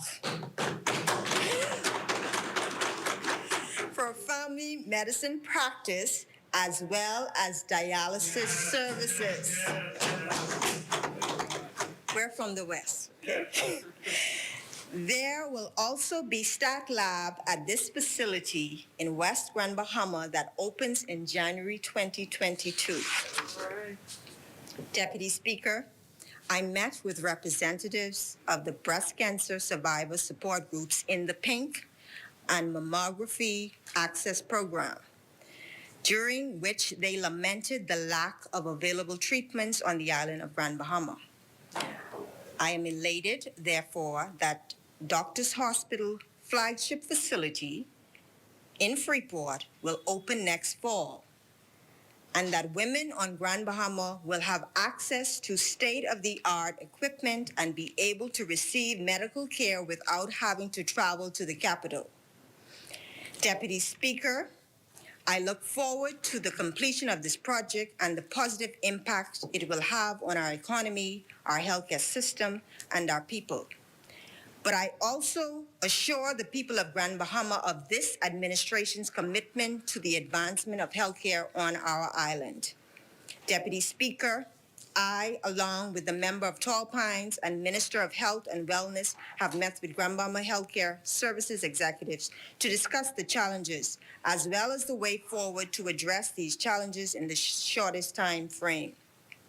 Deputy Speaker, I wish, through you, to acknowledge and recognize the healthcare workers on Grand Bahama.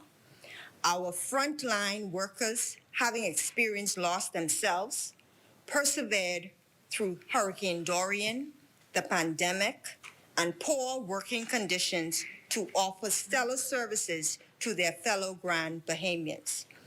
I commend you and assure you that I will work tirelessly to ensure that your working conditions are enhanced.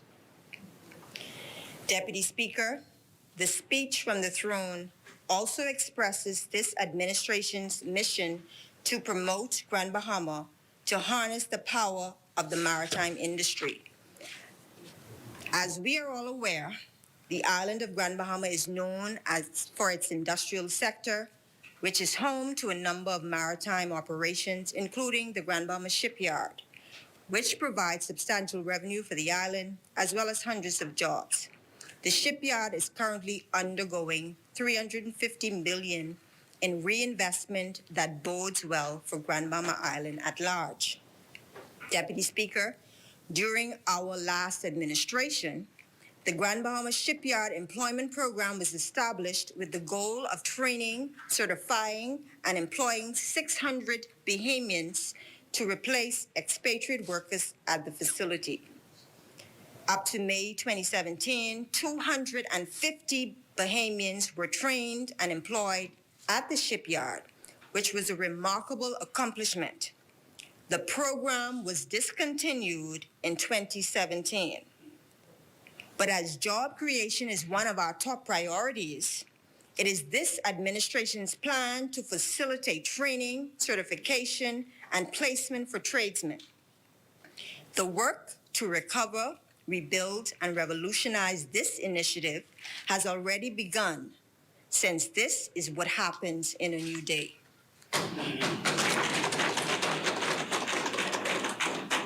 Deputy Speaker, in the maritime industry, Bahamian entrepreneur and Pine Ridge businessman, Mr. Albert Hepburn, is doing something amazing.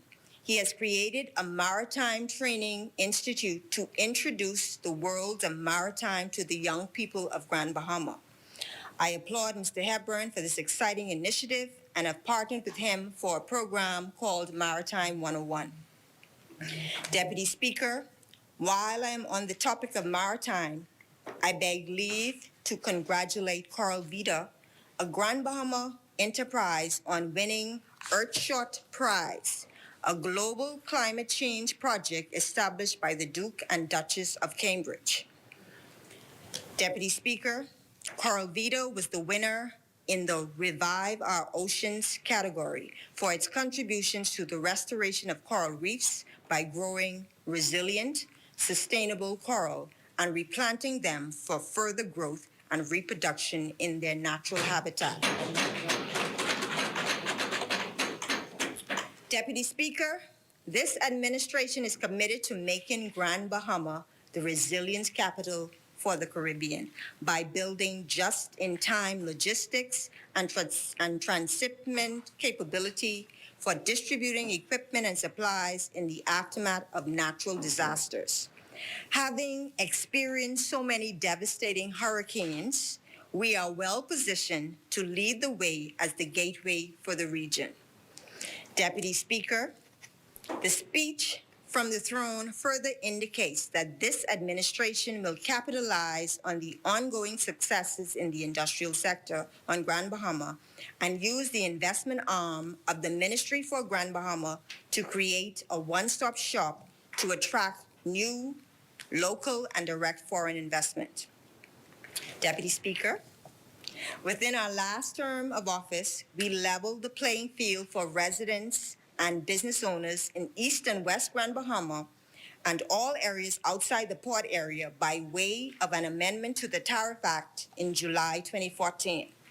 Because of this amendment, business owners in the outskirts of Freeport were able to receive similar benefits as licensees of the Grand Bahama Port Authority. Deputy Speaker, it is our expectation that many other Grand Bahamians will take advantage of this initiative, save thousands of dollars through concessions, reinvest these savings, expand their business, and create more jobs for Bahamians in the outlying settlements. Deputy Speaker, on his first official visit to Grand Bahama, the honorable member for the Exumas and Ragged Island expressed his commitment to finding a solution to the Grand Lucayan mess created by the former administration, as well as providing concessions to encourage domestic and foreign direct investment in the island of Grand Bahama. I look forward to, in collaboration with the member for Garden Hills, introducing a number of initiatives to support and grow the cultural and creative economy on Grand Bahama, which I believe will stimulate investment. Deputy Speaker, the speech from the throne also echoed this administration's commitment to relaunch and formalize the Sports in Paradise program to encourage major international sports federations and leagues to use the Bahamas as a base. Therefore, Deputy Speaker, I am pleased that the member for Garden Hills and Minister of Youth, Sports and Culture came to Grand Bahama to assess the state of our sporting facilities. I am excited about the proposed construction of a multi-purpose sporting facility and shelter, which will not only service local athletes, but will attract and house world-class events. It will be a new day for sports and for tourism on our island. Deputy Speaker, while I'm on the topic of sports, with your leave, I would like to congratulate Jonquel Jones, a native of West Grand Bahama, who won the title of 2021 Most Valuable Player of the WNBA.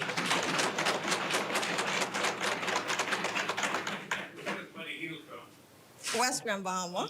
Me too. This is a spectacular moment in Jonquel's career and is a testament to her talent, determination, and dedication. Jonquel, we are so proud of you. We salute you, and we wish you all the best. Deputy Speaker, in the speech from the throne, this administration pledged to expedite the development of an airport on Grand Bahama through public-private partnership. This is welcome news for the people of Grand Bahama, as we have not had a fully functioning airport since the passage of Hurricane Dorian. The people are looking forward to a redevelopment airport with our much-needed pre-clearance facilities. As you honorable members have all heard, the member for the Exumas and Ragged Island has assured us that this is a priority under his portfolio. Our tour of the airport and control tower reinforced the need for revolutionary changes. Deputy Speaker, since my appointment as minister, I have met with and continue to engage stakeholders and residents on the island. Many have expressed their agreement with our administration's commitment to focus on the affairs of Grand Bahama through my ministry and have pledged their support of our plans. Deputy Speaker, I have also had meetings with a number of groups who are willing and ready to make investments in downtown Grand Bahama, which does my heart well, as these align with my Downtown Alive initiative as Member of Parliament for Pine Ridge.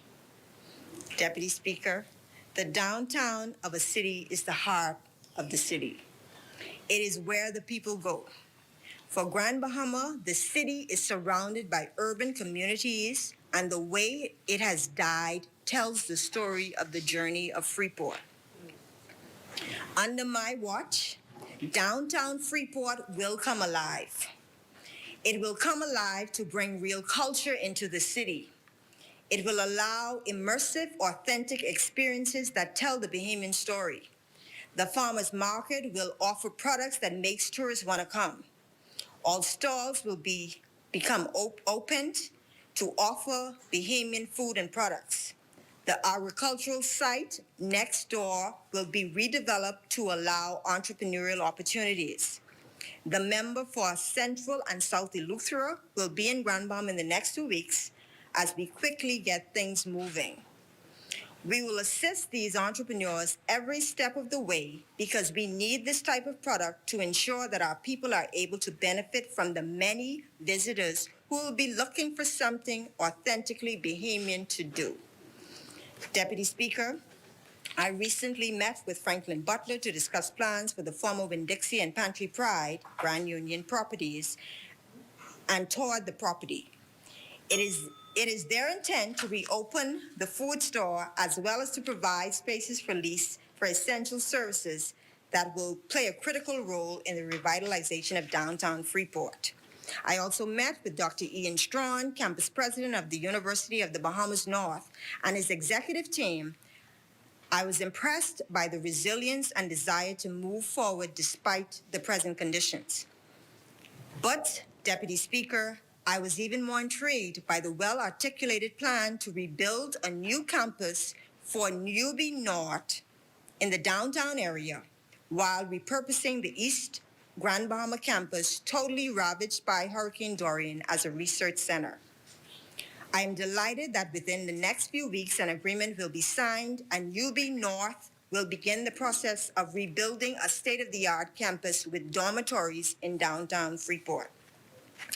Deputy Speaker, I am excited about these two major projects as, among other things, they will provide much-needed employment and entrepreneurial opportunities for Grand Bahamians and provide that aesthetic and economic boost that downtown has needed for a very long time.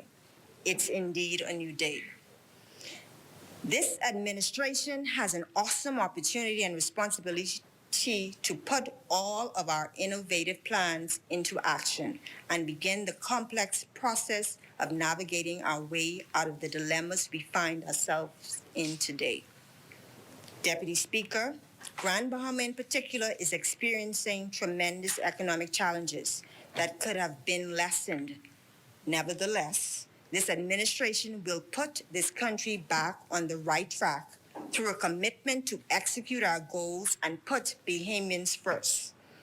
And with unemployment at an all-time high and youth unemployment even higher, I firmly believe that we can rebuild with resiliency through Bahamian entrepreneurship. Deputy Speaker, through you, I would like to call on Bahamians who have the means to not leave your assets passive. Yes, we have been battered and bruised, but Grand Bahama is coming back stronger than ever before. I have preached about this over and over, and I believe that we are on the cusp of finally realizing this great potential. My plea to you is to become involved in rebuilding a resilient Grand Bahama. My ministry is here to assist you. We can do this together.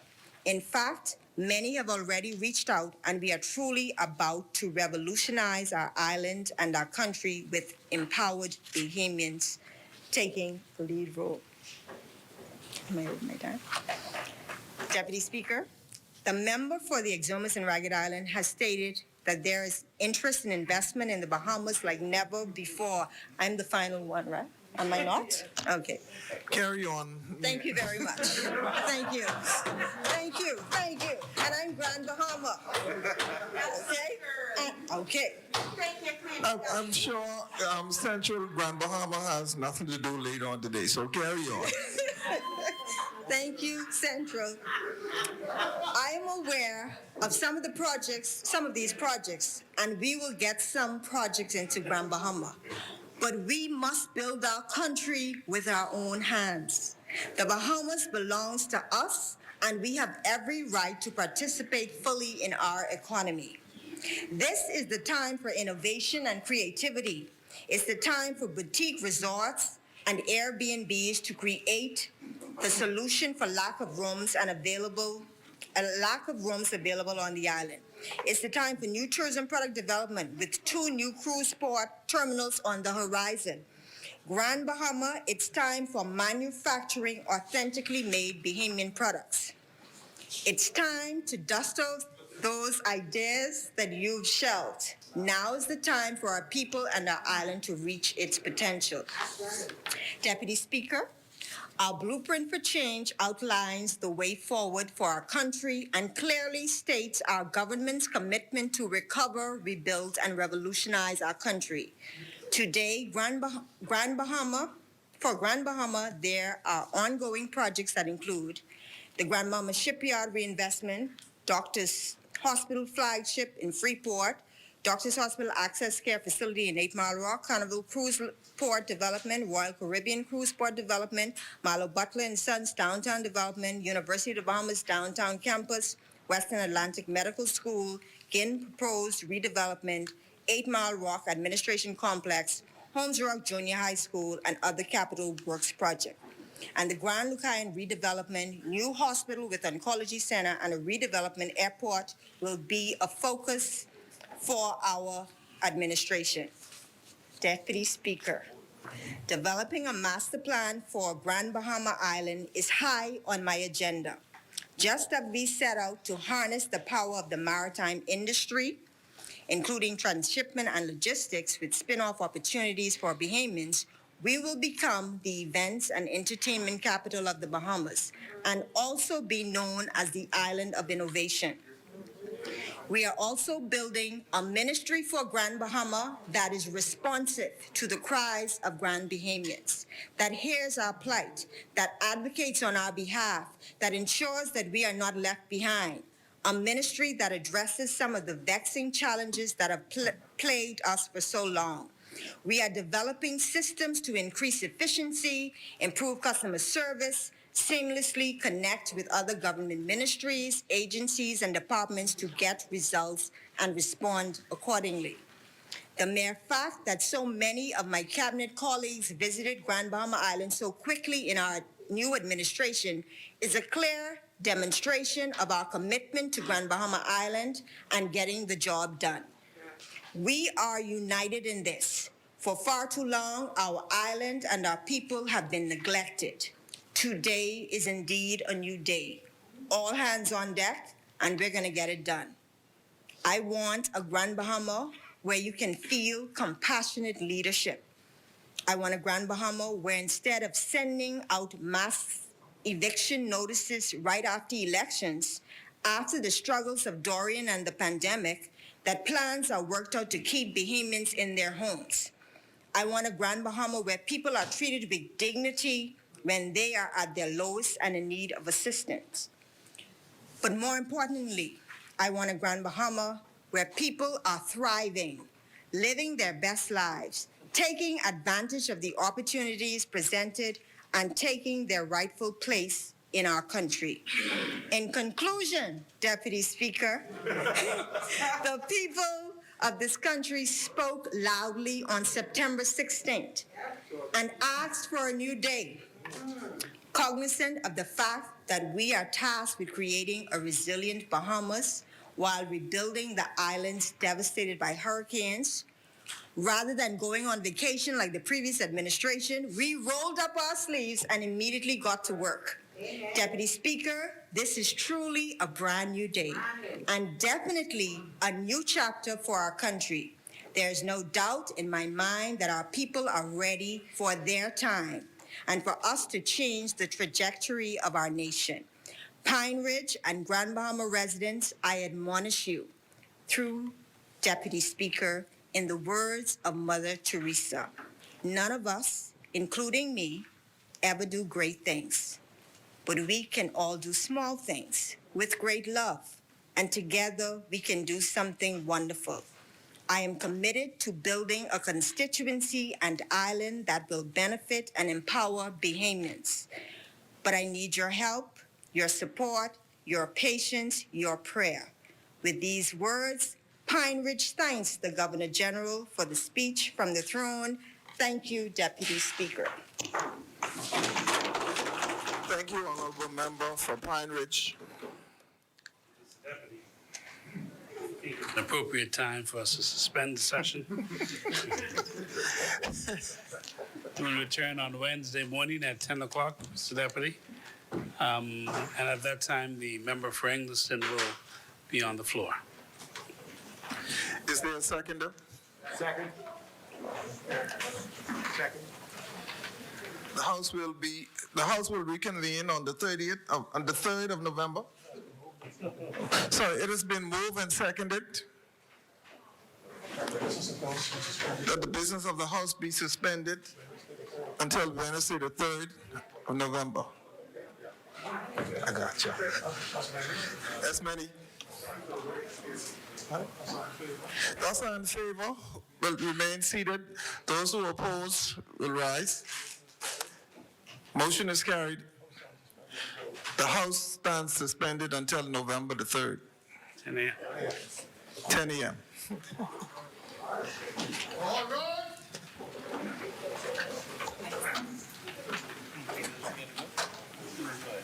Yeah.